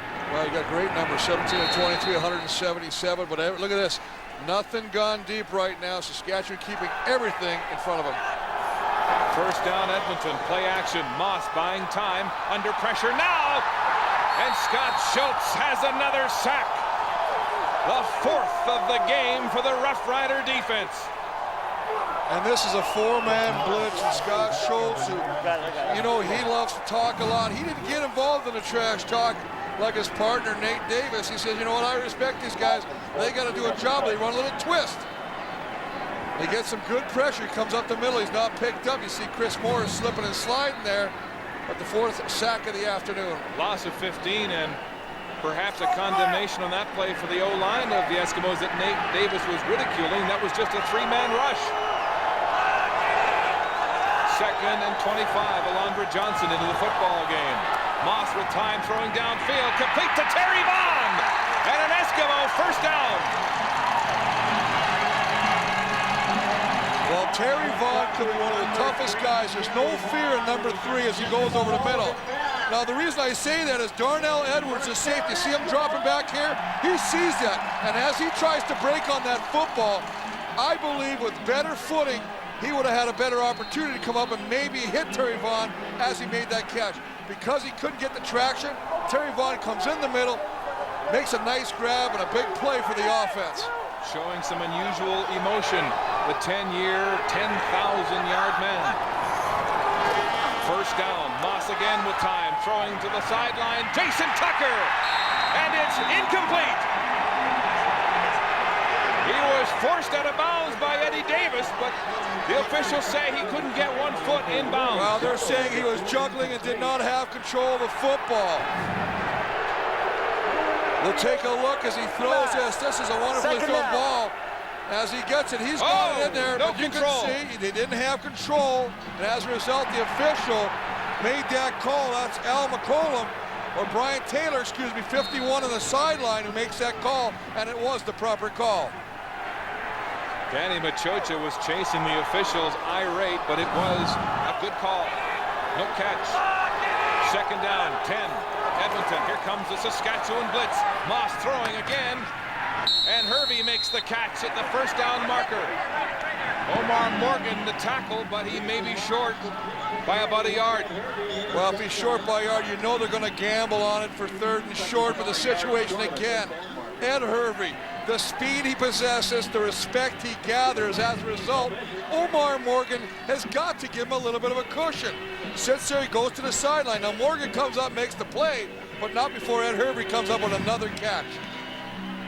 And they'll measure. The Eskimos coming out throwing here in the 2nd half.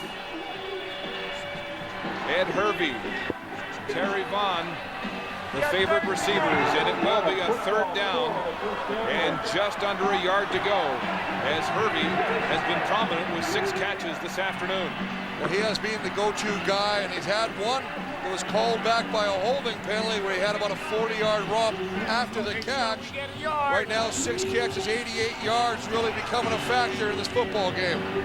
Danny Machocha, the offensive coordinator, coming to the CFL ranks out of Canadian junior football, spent some time in an Italian pro league, and for 7 years he has been building his reputation as a Canadian coach who may one day be a head coach in the CFL. They will gamble on 3rd and less than 1.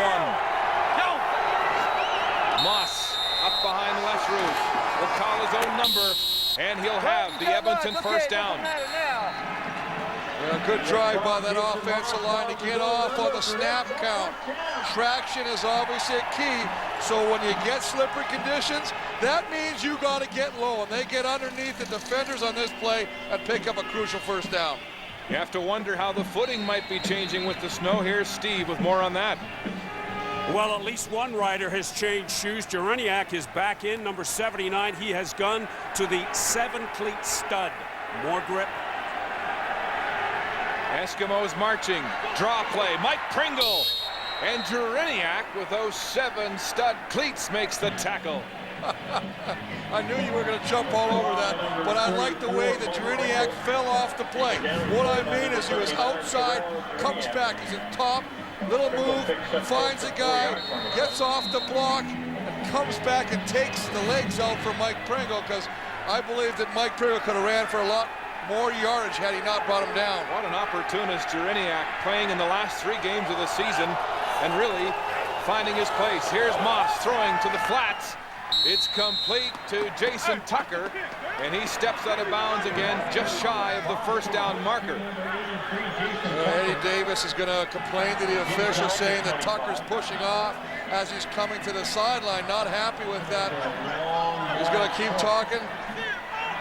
They'll be a yard and a half shy of the first down, Chris. And this will force their hand. The Eskimos will attempt a field goal. That's a good situation. I mean, you've got some momentum. You moved the football. You've got an opportunity to put some points on the board. It's a successful drive.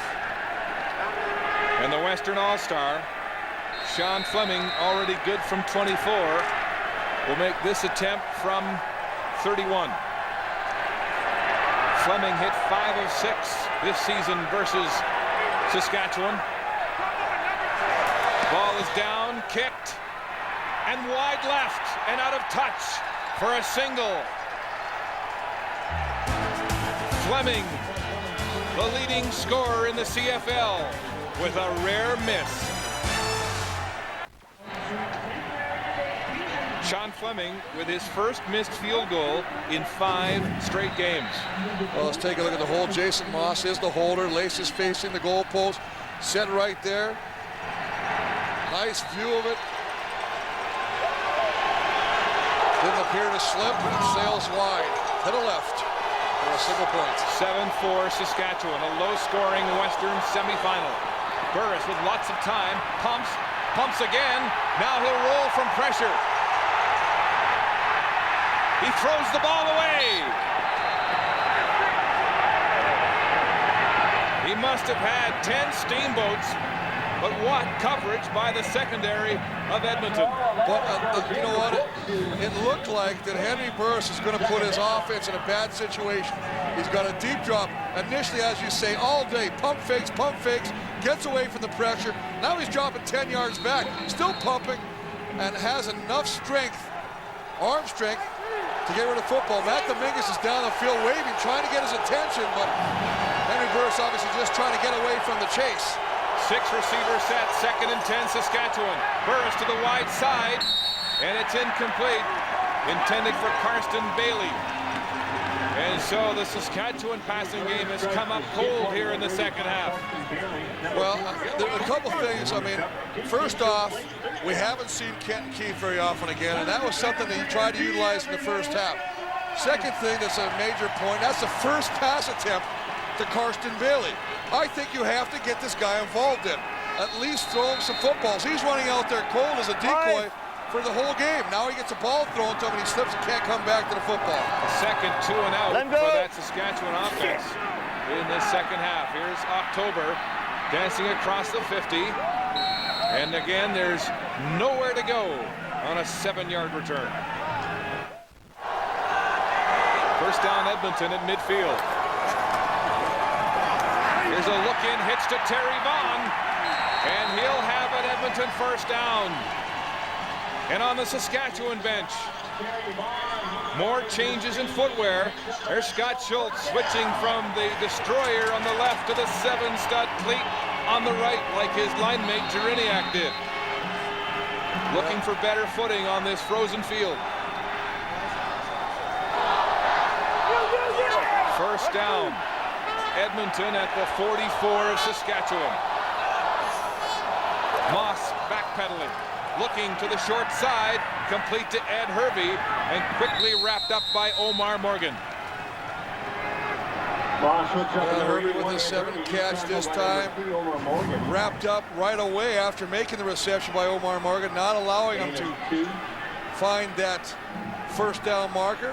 Only picks up 3 on the play, puts him in a second in a long situation. Pringle again doing a yeoman's effort of becoming a 6th offensive man, blocking. Well, he's been a yeoman doing the blocking. He's not been featured as a back. A team player today. Here comes the Saskatchewan blitz. And another completion. Moss finds Jason Tucker. Close to another Edmonton first down. But Jason Tucker really sells out for this football, and that's what wins football games for football teams. He goes down, does a nice hook slide, cradles the football, doesn't allow his hands. Remember, the ball is a little slick right now. The snow is coming down. So he does the next best thing, and that goes down and cradles it where he can hold on to the football. Jason Moss saying yesterday his priority, win this football game and make it to the final. But very close second is doing well personally after that debacle in 2001 in the Western Final and 12 turnovers. He's come back with a lot of motivation here as he joins Danny Machocha, the offensive coordinator, on the Eskimo sideline. Well, you can't worry about what you did yesterday. If you worry about what you did yesterday, the old saying is you probably haven't done much today. The biggest thing is he is a guy that's got good focus. He's had a great year throwing the football. He's made good decisions on the football field, and they love his attitude. But the talk shows in this town keep saying he's not Ricky Ray. He's you know what? Forget Forget Ricky Ray. Ricky Ray went other places. I wouldn't be surprised to see Ricky Ray come back next year. Ricky Ray, of course, on the practice roster with the NFL New York Jets. And another field goal attempt here on 3rd and 1. Fleming missing from the 31. Will attempt this one from the 42. Moss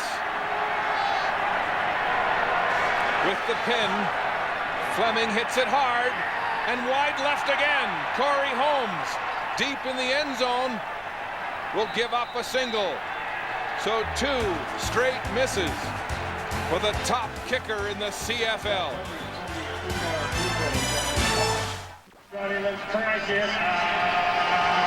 Welcome back to Commonwealth Stadium in Edmonton. The CFL on CBC and another botched kick. Well, high snap, it doesn't affect the rhythm of the kicker. The timing's there, he just kicks it, and as a result, exactly where he put the previous missed field goal, just slightly to the left. Prior to this game, Fleming hadn't missed since September 18th against BC. Handoff draw, Kenton Keith with some blocks and some room, and he'll cross the 40 for a gain of 6. Well, he picks up 6, and Stephen Marsh, the safety, comes in there and lowers the shoulder on him. Good contact, brings him down, but again, good first down production. That's the way to lower it into. That's what you want out of your safeties. You want a safety that's just not a cover guy, a guy that can be physical and come up and lay the lick on the running back. Marsh taking Quincy Coleman's spot at safety. Higgins says they like the fact he's hard-nosed and can come up and fill. 2nd and 4. And the play whistled down, flags fly. And the play clock had ticked to 0 before Burris got the snap away. There's an indication of procedure.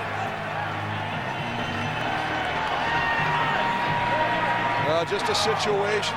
Procedure, Saskatchewan 53. Still 2nd down. Well, Charles Thomas, the left tackle, is going to get the call. One of the things what happens, remember, you only got 20 seconds in the league to get the play off. You got to get up to the line of scrimmage quick if you want to make calls to make sure you all have the right guy when you're blocking. The PA announcer has got the crowd whipped up again. That's something Barrett talked about at the half. Here's Burris with lots of time. Rolling, looking, out of the backfield. Matt Dominguez makes the catch. And he'll have a big first down. Well, Donnie Brady just basically flips Matt Dominguez. He does a roll right over him, lands hard on the field, gets up hobbling. But 8 again with a big play, going to come all the way across the middle, gets away from the coverage of A.J. Gass, the middle linebacker, continues on his route, trying to find the open seam. Now he sees 77, goes behind him. That's smart football. The gain is 15 and a first down. 3rd catch for Dominguez. Here's the hitch. Wide side, Corey Holmes And he's gang tackled Donnie Brady with some help from Clinton Wayne, and Holmes loses his head on the play. Well, he lost his helmet, but Matt Dominguez, how tough is this guy? He's hobbling out there after making that catch and getting taken down by Donnie Brady. He stays in there and makes the big block that allows Holmes to come back to the inside. Dominguez back from the NFL with 5 games to go, cut by the Jets despite scoring 2 touchdowns in the preseason. A big target, another weapon. 2nd and 4. Burris backpedaling down the middle, incomplete, behind Jason French. And again, the Burris offense stalls.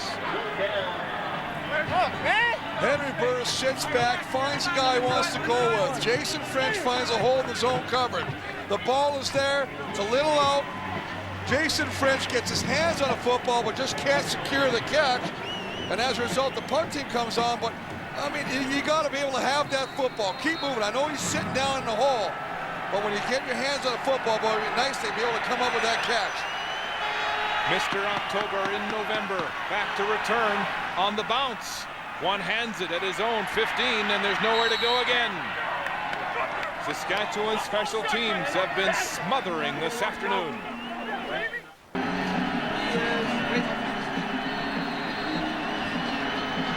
Back in Edmonton, the Saskatchewan bench milling about after another failed offensive series. And the wind beginning to pick up now at the backs of the Eskimos. Tough field position at their own 18. Moss throwing complete to Ed Hervey, and he'll drive his way to a first down. And Hervey goes to get it, first down, Eskimos. Jason Moss's favorite target. Well, good protection at the point of attack, allow him to sit in the bowl of protection. Push everyone to the outside, allow your quarterback some vision to see downfield, and he finds his favorite target again, Ed Hervey. Hervey with a modest season, 629 yards, but peaking for the playoffs with 2 consecutive 100-yard games to end the season. Up the middle, Mike Pringle tiptoes his way for a good carry on first down. This is a good call. You've got to allow, whether it's Mike Pringle or Mike Bradley, whoever's going to carry the football, to run. You must run the football. If you don't, the linebackers of the Roughriders are just going to drop in a zone and not respect the run, making it very hard to throw over the middle to throw the pass. But by running the football, you get the linebackers involved where they have to wonder, is it a run or a pass? And it sure helps to play action. The gain is 5. 2nd and 5. Edmonton. And the play is whistled dead as the play clock has ticked to 0. Well, it's the second time they've had a situation like this. Non-count violation. Edmonton number 12. Still second down. You talk about it, you must get up, you must get the call, and remember the plays are being sent in.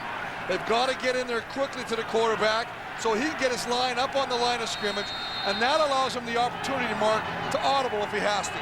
Alondra Johnson in on 2nd and 10, and they have shown a tendency to blitz when he comes into the lineup. That's the look now on the line of scrimmage. Here they come, big blitz. Moss has the pass knocked down, but a late shot. Darnell Edwards on the blitz, and there's a flag. Well, they did everything right except the ending. They brought the blitz. They came with the blitz. They knocked the pass down, but the end result, Darnell Edwards with the late hit. Roughing the passer. Saskatchewan 11. First down. Automatic first down. Automatic first down, a fresh set of downs, and you move the football out to your own 45-yard line. An undisciplined penalty when they had the Eskimos stopped. I mean, he's in the air. Now, I know it's tough, and people are going to say, hey, he's left his feet. You got to just do something. Flap your wings, fly away, young man. First down at the 46. Moss moving the pocket now, throwing to the near sideline, and nearly picked off Santino Hall. Way up in the air to knock it down. Well, Santino Hall, we haven't really mentioned his name much today. He's done a nice job of covering the inside receivers. 12 tackles in that first game they met in the losing cause against the Eskimos. Can really get it done. Well, he sure jumped the gun on that one. He was the man victimized by Geroy Simon for the last play touchdown in BC. And you know what? His teammate, Darnell Edwards, said if I hadn't been in the way, Santino probably would have made the play as they collided in front of Simon. 2nd and 10. Here comes the blitz again. Moss throwing downfield. Ed Hervey with his 9th catch. He fumbles the ball. Santino Hall has it for Saskatchewan. A big turnover after a big play. Well, you go to your favorite guy. You go to Mr. Reliable, Ed Hervey. He makes the catch, picks up a first down. The ball is lost. As a result, the man we just mentioned previous, Santino Hall, comes up with the big recovery across the middle. Look at the hustle by Omar Morgan. We talked about him. The fact is, he's always in a chase position, but he doesn't give up on the play. And as a result, strips the football. Big turnover for the Roughriders. The 3rd turnover of the game. And Saskatchewan now on offense at the 49 of Edmonton. Crowd trying to drown out Burris. He'll hand off. Kenton Keith has found it tough going this afternoon. Once again, he's stuffed up in the middle of that defense. Last play of the 3rd quarter. Burris on the quarterback keeper. He fumbles the ball. The Eskimos have it.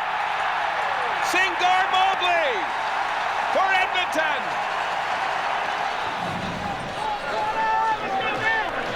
Cold conditions. Burris with a good call. But Chris, he stripped Raheem Abdullah. Well, that's just another case. We saw it before. Omar Morgan not giving up on the play. This time, Raheem Abdullah, number 90, defensive end. Burris is there. Look how he's carrying that football. You got to tuck the football away. You can't hold it out there like a loaf of bread. Burris had 14 fumbles this season, a costly one today. Hey, we all hit something we seen around. Singar Mobley, the point man on this Eskimo defense, their leading tackler, and he's all smiles with a huge fumble recovery. Well, it's a momentum breaker. I mean, Saskatchewan had the ball. They were inside Eskimo territory, and big turnover. Change momentum again, this time back to Edmonton. The conditions again affecting this football game. First play of the 4th quarter goes to Mike Pringle, and he's hammered by David Benefield as he crossed the line of scrimmage.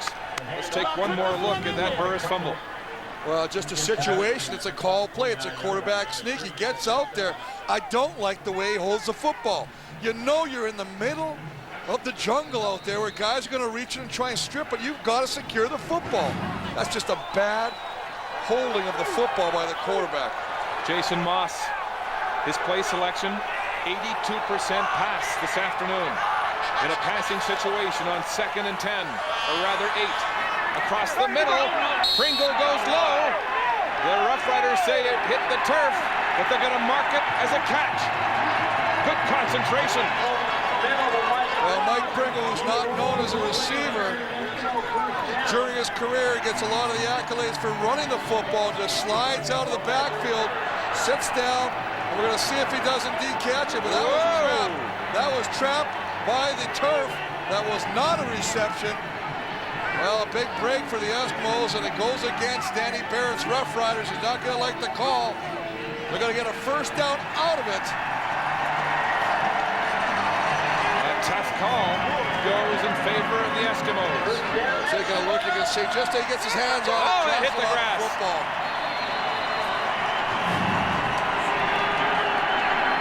Barrett, though, composed. And it's a first down for Edmonton. Play action. Pitch pass, Ed Hervey, his 10th catch of the football game. Turning, and very close to another first down as the big receiver fights his way. But did you see how he carried the football? He had both arms wrapped around the football after fumbling on the previous reception that he had. Obviously, again, the story, the turnovers. 3 for Edmonton. The first one, the last one by Henry Burris that killed any opportunity the Roughriders would have had to put some more points on the board. Hervey in double figures. Receiving for Edmonton. 2nd and 3, Eskimos. Here comes the Saskatchewan blitz. Moss throwing deep. And it's incomplete. Intended for Daryl Mitchell on the corner pattern, but way over his head. And Mike Pringle again. Excellent job of coming up and picking up the blitz. He's right over here. Now watch him pick up Reggie Hunt. That is a great job from your running back. Set up, give your quarterback some extra seconds to throw that football downfield. Pringle criticized for his outburst after he didn't get the ball, and perhaps a potential record-breaking career touchdown in that Winnipeg game when they sneaked it to Moss, but he's been a team man here today. Fleming to punt, angling it high, but it won't get anywhere near the sideline. Corey Holmes at the 10, stopped in his tracks. Matthew Bertrand, the former quarterback from Laval, with a big tackle. CBC's exclusive coverage of the CFL playoffs continues 1 week from today with the division finals. The BC Lions awaiting the winner of this game in the West Final beginning at 3:30 Eastern. And then it's the East Final from Montreal, where the Alouettes play host to the Toronto Argonauts for the 3rd consecutive year. The snow continues to fall in Edmonton. First down, Saskatchewan. Play action hitch pass. It's complete to Matt Dominguez, or rather Karsten Bailey, and Bailey breaks a tackle and gets it close to the 20-yard line. And it's a smart decision to go to the opposite side of the football field because everybody knows that Henry Burris has always been going over number 88, Matt Dominguez. Get your other wide receiver involved. This guy got some tremendous speed. Karsten Bailey, only one other pass attempt thrown his way. You got to get everybody involved. Crowd trying to drown out Burris again on this 2nd and 3 situation.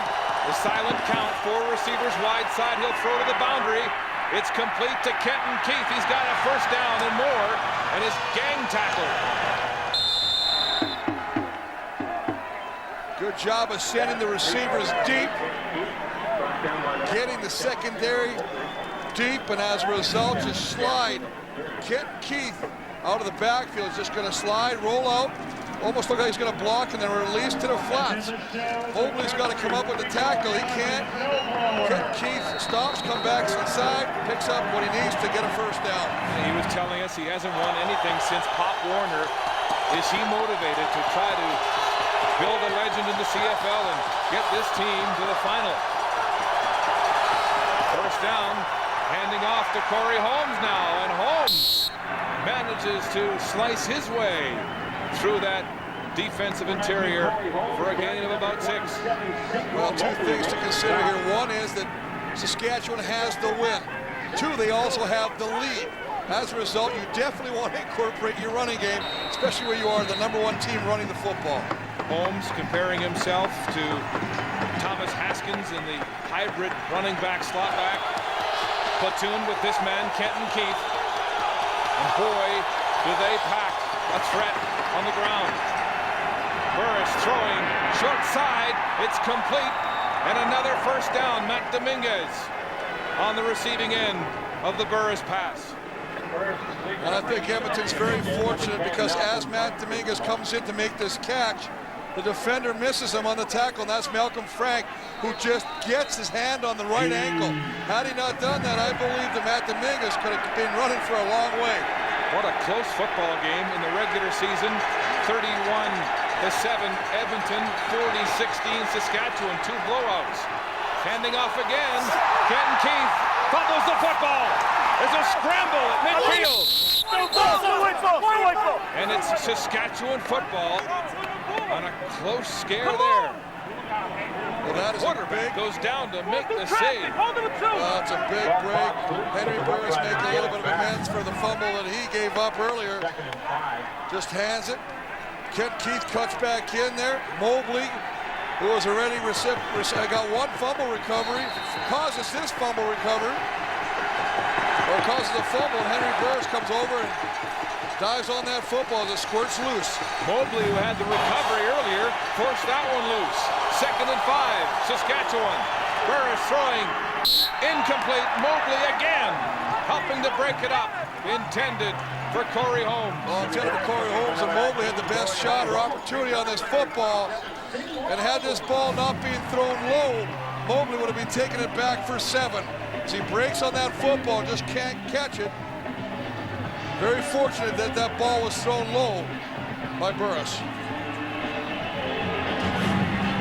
So Singdor Mobley setting the tone on this Edmonton defense, forcing Saskatchewan to punt again. A high spiraling kick from McCallum. Driving October inside his own 10. He slips and is hammered as he gets to the 15. A return of 5 on a 47-yard punt by Paul McCallum.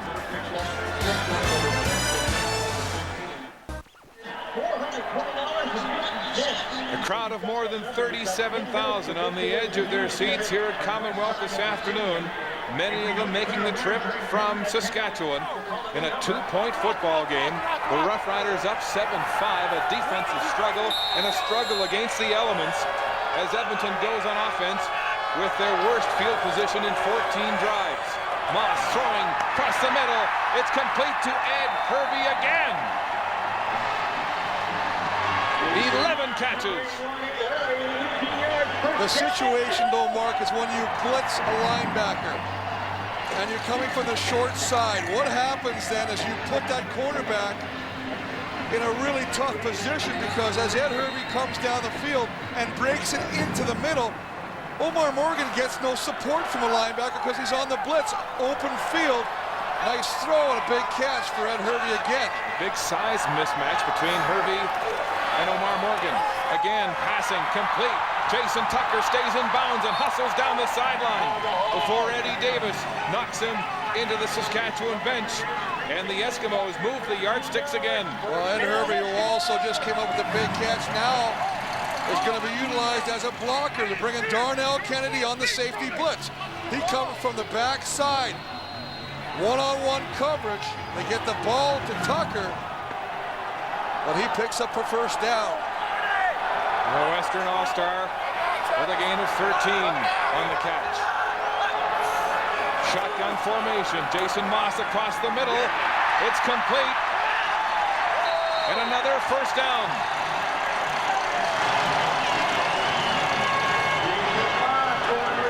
What's happening, Mark, is they're lining up the receivers in a cluster. At the bottom, they got 3 receivers, and as a result, they're going off and taking off in different directions, causing confusion to the cover men.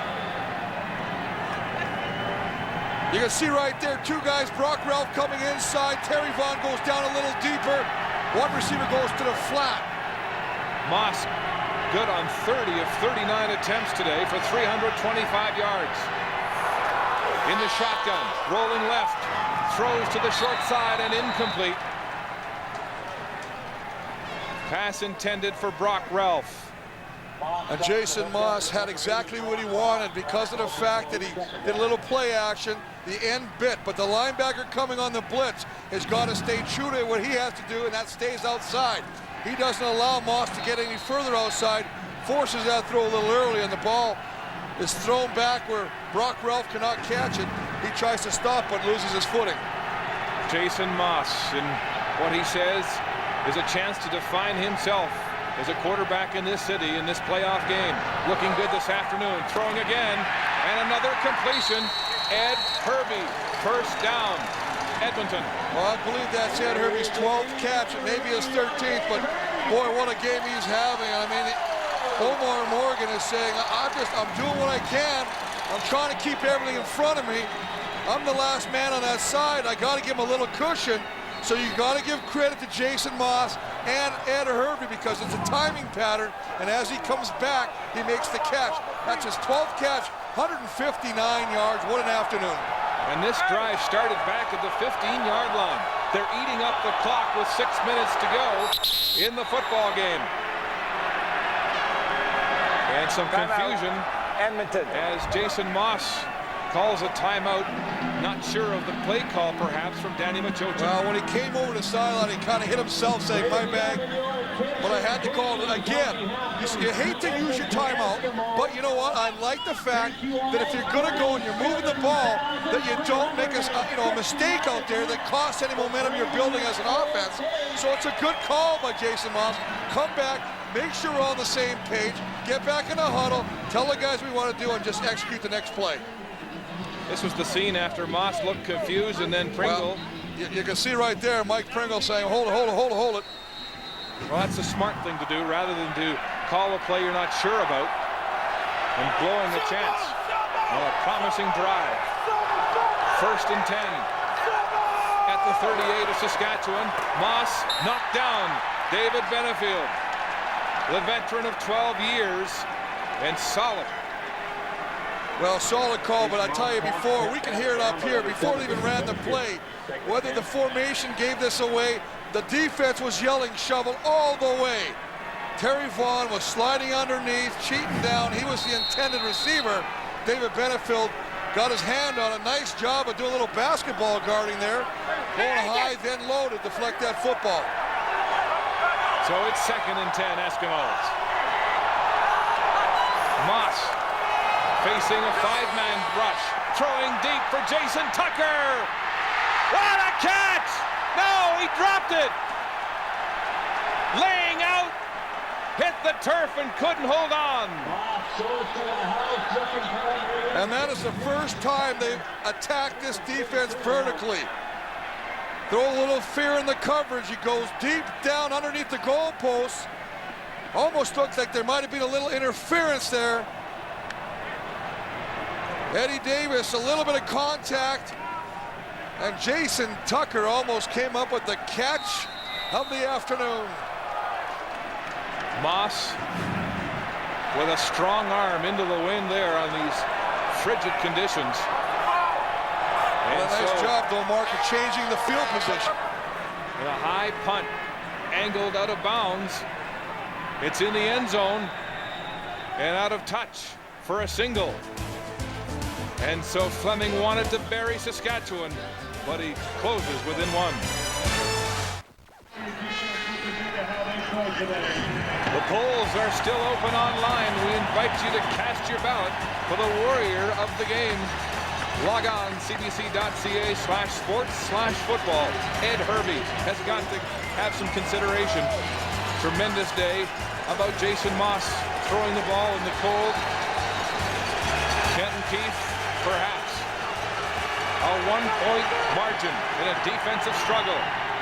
And Dominguez makes the catch on the throw from Burris, keeps his footing, and is manhandled out of bounds by A.J. Gass for a big first down. Well, Dominguez slides in, uses his body to shield Malcolm Frank, and as he makes the catch, Malcolm Frank can't bring him in. Watch as he stays. See how he keeps Malcolm Frank to the outside?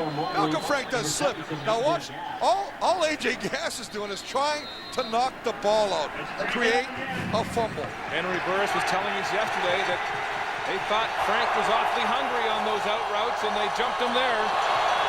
Dominguez with 5 catches, 69 yards. First down, Saskatchewan. Burris across the middle. Complete to Travis Moore, his first catch since leaving the game with that eye injury in the first half. And spreading the offense out. Get the receivers not stuck in the middle. Play the sideline, play the hash mark, get a couple guys in the middle. Put the onus on the Eskimos secondary to play man. And as a result, they find a little opening, they dump it off to Travis Moore, picks up another first down. 4:13 to go. Ball on the 52-yard line, and that punt by Fleming for the single was not what he wanted because it allowed Saskatchewan decent field position to start this drive. Well, yeah, exactly. He wanted to pin him inside the 10-5 if possible because their offense did the job of taking it out from underneath the shadow of their own goal post, and you want to punch it back. And it's been a tough day for Fleming. He missed a fake punt, turned it over, led to a touchdown by Saskatchewan. He's missed 2 field goals. Hervey has been the star of this football game. 155 yards receiving. The only touchdown, Corey Grant, the journeyman Canadian, in for Travis Moore at the time on offense for Saskatchewan. Another first down for the Roughriders. Under 4 minutes now in the football game. Handoff, Kenton Keith bounces out outside. Now he's got room. Look out. He turns on the speed. Kenton Keith driven out of bounds. Now they're ruling he stepped out. Well, he stepped out of bounds, but what cutback ability. Takes it to the right, sees the whole backside, and cuts it back through the opening. The gain is 34 yards. His first outburst of the day. Just cuts it back behind the block of Charles Thomas. Gets a block downfield from the receiver. The official on the sideline sees him step out of bounds, marks it at the 14-yard line. 90 yards on the day. His biggest carry right there. First down, Saskatchewan. Threatening in the red zone. On the 14. Burris rolling right. Outside Abdullah sliding. And missing a big hit there. But moving the football.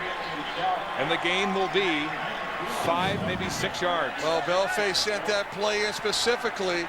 You see the cutback the previous play. Good block downfield by the receiver, springing Kenton Keith. And I love the fact that Henry Burris decides to pull this ball down and take off. You take a look at that stat right there, 9 wins with the average of 9 losses. And it was Burris who hurt Edmonton with his running 3 weeks ago. He got a touchdown. Back to pass. Burris pumping under pressure. Escapes and throws to the end zone. Touchdown! Kenton Keith. They got a matchup. They did get the matchup. Kenton Keith on A.J. Gass. It's what they wanted to do, but you got it. It all starts with your quarterback. And Henry Burris uses his athletic ability to get away from the pressure to buy himself some more time. Esau applying the pressure, coming from the outside, 96. He's got him. The strength of Burris to get the outside, and look at the touch on the football. And that's a nice thing. The veteran just kind of puts a little rainbow loft up there. Kenton Keith with a great catch. Yes, keeping 1 foot in bounds. They're celebrating on the Saskatchewan bench, but still lots of time left. 2:38 to play. It was Kenton Keith on the ground, and then Kenton Keith through the air for a big touchdown. Well, the All-Stars are going to rush forward now as they come. Here's the guy to watch. Now, Esau's going to get away. Now, he's got a freezer right there. He's got him here, but watch the cover. Here he is right here. There's the matchup. There's Kenton Keith, and there's A.J. Gass. He's already got some separation. He's got to stay with the running back. He loses him. Mobley goes to the deep man. As a result, Kenton Keith finds the opening, and I love the toss from Henry Burris. Nice touch on the football. And it's still a 1-score football game. Saskatchewan up by 8. Here's Winston October. And he can't get his way around that cover. They've handcuffed him all afternoon. As we check the anatomy of that scoring drive. Saskatchewan starting from their own 35. Travis Moore back to help through the air, and then the big gain. 34 yards as Kenton Keith slipped outside, contained, and down the sidelines. Then it was Burris breaking contain, throwing to the end zone, and Kenton Keith again keeping his foot in bounds. And now he's fanning the flames. But can Saskatchewan hold their lead? They couldn't last week against BC. Here comes Moss with authority, but it's incomplete. Intended for Brock Ralph, Davin Bush, and coverage. Well, Brock Ralph, who they've gone to at least 4 times this afternoon, has not come up with a catch yet. But Davin Bush right in the hip pocket, sitting at that halfback position. Good job of covering a very speedy receiver, Brock Ralph, not allowing him to come up with that catch.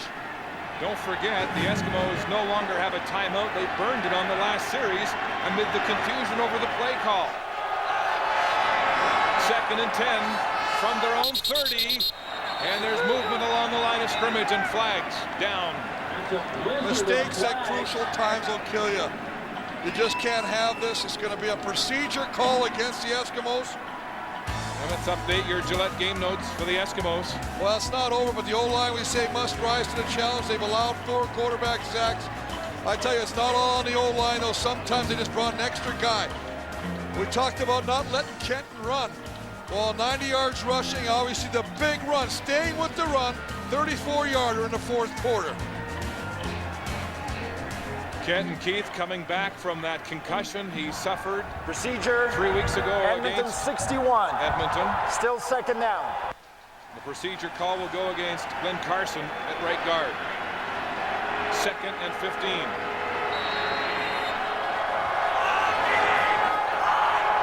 Moss in the shotgun. The blitz is on. Moss steps up. He'll run, and Benefield will drag him down. The cagey veteran who Danny Barrett has said all year has been solid and steady. Well, solid and steady, but I'm going to add one more. Smart. See, Benefield doesn't rush the passer on this play. Watch him, he's right here. Now he's just going to sit there. He just sits there, puts his hands up. Now he comes back in. The fact that he didn't go upfield, your end usually goes to the outside and stays inside, allows him to come back and bring down the quarterback. Forcing the Eskimos to punt. Fleming gets it away, a high one. Right down the middle. Corey Holmes backing up to his 45, gets a block, and is tackled by Robert Grant on the shoestring. A 32-yard punt, an 11-yard return.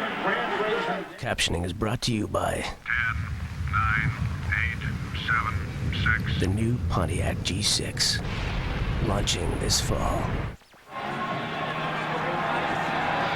Henry Burris in a similar situation to Jason Moss this year.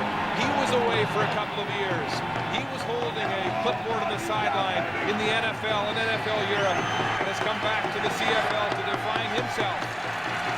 His team leads by 8. 2 touchdown passes by Burris. They'll stay on the ground. Kenton Keith manhandled. Jabari Issa hog-ties him after a gain of just 2 as we check the Saskatchewan Gillette game notes. Well, we talked about Saskatchewan offense protecting the football. That was a big thing in the games they've lost. They've turned it over with interceptions and fumbles. Done a nice job. Only 1 turnover, 2 touchdown passes. The 1 turnover was this Henry Burris not really hold on the ball. And of course, eliminating the big play. No Eskimo completion over 35 yards. Kirby's got a lot of catches, but nothing has really hurt them. And now it's clock management as they try to run the clock down on 2nd and 8. Staying on the ground, Kenton Keith puts his head down. Very close to a first down. And we talked about what I consider a key acquisition for this offensive line. We hear a lot about Andrew Green. I think the guy they got on the other side, the left guard, Fred Childress, has really solidified this offensive line. He's a big man, and he makes the key block. Look at the double team, Freddie Childress and Jeremy O'Day, as they drive the nose tackle back and come off on the linebacker. They pick up a first down, and more importantly, more time to eat this clock. A huge first down with 1:33 on the clock in regulation. The Eskimos desperate to get the ball back. They need a touchdown and a 2-point convert to tie. First down, Saskatchewan. Burris running the clock. The snap with 4 seconds left. Holmes now up the middle, and suddenly the interior of that Eskimo defense is softening. Well, the scenario is this. You know this is a team that loves to run the football. You know that they want to eat the clock, so they're going to utilize every second before they snap the football, but also hand it off. You've got to stop with any chance of getting the football back to your offense. You cannot allow them to get 6-7 yards on first down. 2nd and 5. A first down effectively will end this football game. 1:03 and counting. Burris waiting, letting the time run out. Will take the snap and stay on the ground. Kenton Keith breaks a tackle, but he will not get outside, and so the Eskimos will force a 3rd down situation. Well, 3rd down situation, it'll be interesting because they're in field goal range. They have the wind. Will Paul McCallum come in here? And I believe he's going to come in and attempt a field goal. Or will they run it? Will they run the clock down and try to leave the ball at least deep field position? Well, they can take, when the ball is snapped, 3rd down, they can eat the clock, take the penalty, and move it back.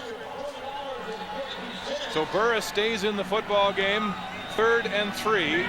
Play whistled in. 45 seconds and counting. And they have a timeout. Saskatchewan does, so will Burris call a timeout when the play clock hits 1. Well, that's what you got to do. You call a timeout. It's a smart call. And that is Danny Barrett. Danny Barrett sent that in, utilizing the clock on 3rd down, not taking the penalty. And they have drained the clock to 30 seconds. A wise call by Danny Barrett. And now Paul McCallum comes into the football game. He's going to try about a 42-yard, 43-yard field goal here, Mark. With the snow on the ground, we watched him in warm-ups today, really struggled to try to find that rhythm where he wanted to kick the football. Remember, McCallum missed a field goal back in October that would have given them the point differential and the home playoff.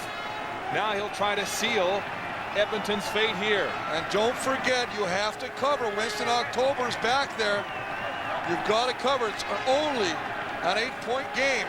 Dennis Guile, the 3rd-string quarterback, will hold. They kept him on the roster and dropped Rocky Butler because of this very situation. Well, and this is smart. You have to have here. Continuity between the snapper, the holder, and the kicker is paramount to winning key football games. They'll spot the ball at the 42-yard line. Daryl Mitchell back.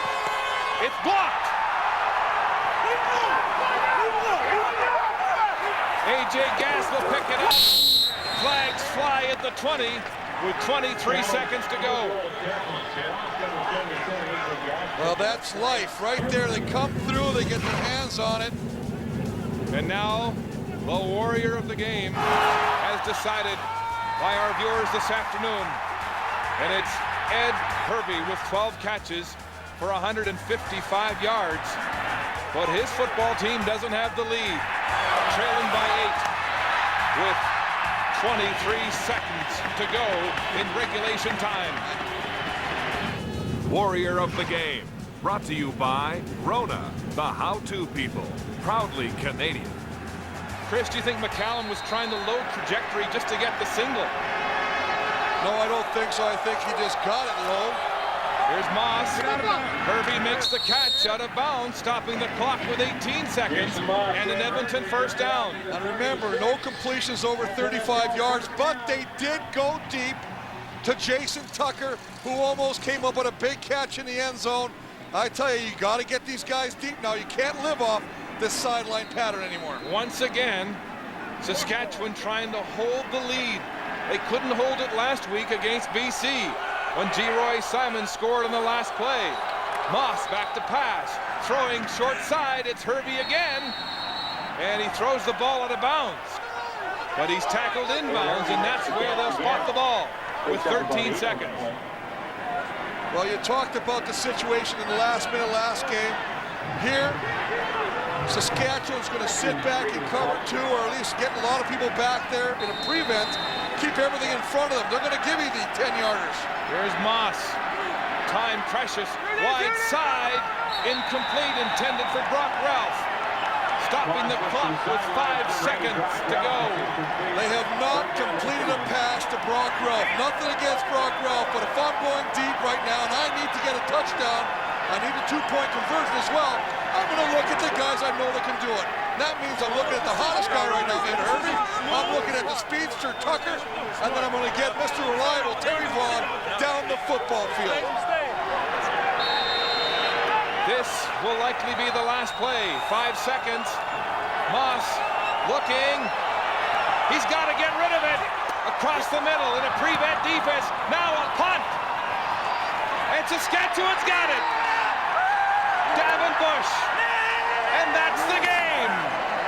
The Saskatchewan Roughriders prevail 14-6. And they're going back to BC in the Western Final. Henry Burris. Hey, Mom and Dad. 2 How y'all touchdown doing? Love passes. we got this one. And Danny Barrett will stay alive. Here's Steve. Well, thank you, Mark. Henry, we talked about this as being a defining moment for you should you win today. Does it feel like a defining moment? Well, I became a better quarterback today, being efficient with the ball. I mean, numbers-wise, we didn't do good, but played smart with the ball. I had the one turnover, the defense made up for it, but made good decisions. They was able to make a couple of plays, so, I was able to become better, through the fire today. If you were going to give half of the game ball, it would have to go to your defense. Defense played great. I mean, what can you say? I mean, all year they only getting up, I think, 2 or 3 touchdowns in the 2 games we played, and they showed again why, to me, they're the best defense in the league, and those guys played their tails off, and you got to take your hat off to them. Henry, thanks for this. Good luck next weekend in BC. Hey, thanks. We're looking forward to playing in the Dome, getting out of this. I love y'all, Mom and Dad. Mark Lee. Did you hear what he said? Burris gets the rematch as a storied veteran in a record-breaking year. Mike Pringle heads to the locker room in defeat as the Roughriders break the Eskimo mystique. Well, I knew our director, Ron Forsyth, would give us this shot. He's from Regina. The Riders Nation celebrating here in Alberta. They are celebrating all over the province of Saskatchewan. Once again, here's Steve Armitage. Steve? The good news for the Riders is you stop Jason Moss, but next week you take on Casey Printers. Right now, I'm enjoying this Edmonton win. Whatever Glenn Suit was talking about the mystique, hey, we lifted it. We came out, did what we were supposed to do. As far as we see, we'll worry about them next week. But give me some thoughts on that game under the dome without the snow or the greasy field. I have no comments on that game, honestly. This is overwhelming for me. I haven't won here since 2000. I was a part of that, history, and history has repeated itself today. Jackie, congratulations. Man, thank you. Thank you a lot. God bless everybody out there. Brian? All right, thank you, Steve. Fellas, this game, to me, turned around, Darren, in the first half. Yeah, I still think that fake field goal was a huge momentum swing, and actually, Saskatchewan Henry Burris ended up throwing the touchdown pass. Also, the 2 missed field goals by Fleming in the second half. And what about the play of Kenton Keith in the fourth quarter? Keith, we were worried. We were looking at the third quarter stats. He had 71 yards rushing, and all of a sudden, boom, hits a 30-yarder, goes over 100 for the night. And he just, he's electrifying. Like Sean said at the beginning of the game, he can take it at any time, and he really turned it up right at the end in the fourth quarter. And I said at the beginning of the game that the key for Edmonton was going to be the play of Jason Moss, and you really have to say hats off to Saskatchewan's defensive secondary. Chris said that, the O-line wasn't doing their job that great because they gave up 4 sacks. Well, it wasn't the O-line's fault. This was because of the defensive secondary locking down the receivers, forcing Jason Moss to hold on to the ball for 4, 5, 6 seconds, and as a result, he wasn't able to get the ball downfield. Now, you saw smiling Hank Burris with the big smile saying, next week we're in the Dome. I can hardly wait. This is a small, fast team. They like dry conditions. You live in Vancouver. Look ahead to next week against the Lions, and I think Wally Buono's probably watching right now. He's a little nervous. Yeah, we talked to Wally Buono, head coach of the BC Lions, and one team that really worried him in the West was the Saskatchewan Roughriders. A very hot team coming into the playoffs, and coming here to Edmonton, it was tough to get through here at Commonwealth. They did look for a great matchup next week, BC-Saskatchewan. Saskatchewan always plays BC tight. They played them right down to the wire last time, and I expect to see the same sort of game out of them next week. Yeah, great matchup next week. They had that great finale at the end of the season with G. Roy Simon and that great catch, and now we get the rematch 2 weeks later. Couldn't have worked out more perfect. It's going to be a great football game. It's going to be a great game indeed. There's something special. We all said this prior to this game about playoff football in the West. We'll be in Vancouver next week, along with this fella, Kenton Keith, and the Saskatchewan Roughriders back in Edmonton after this.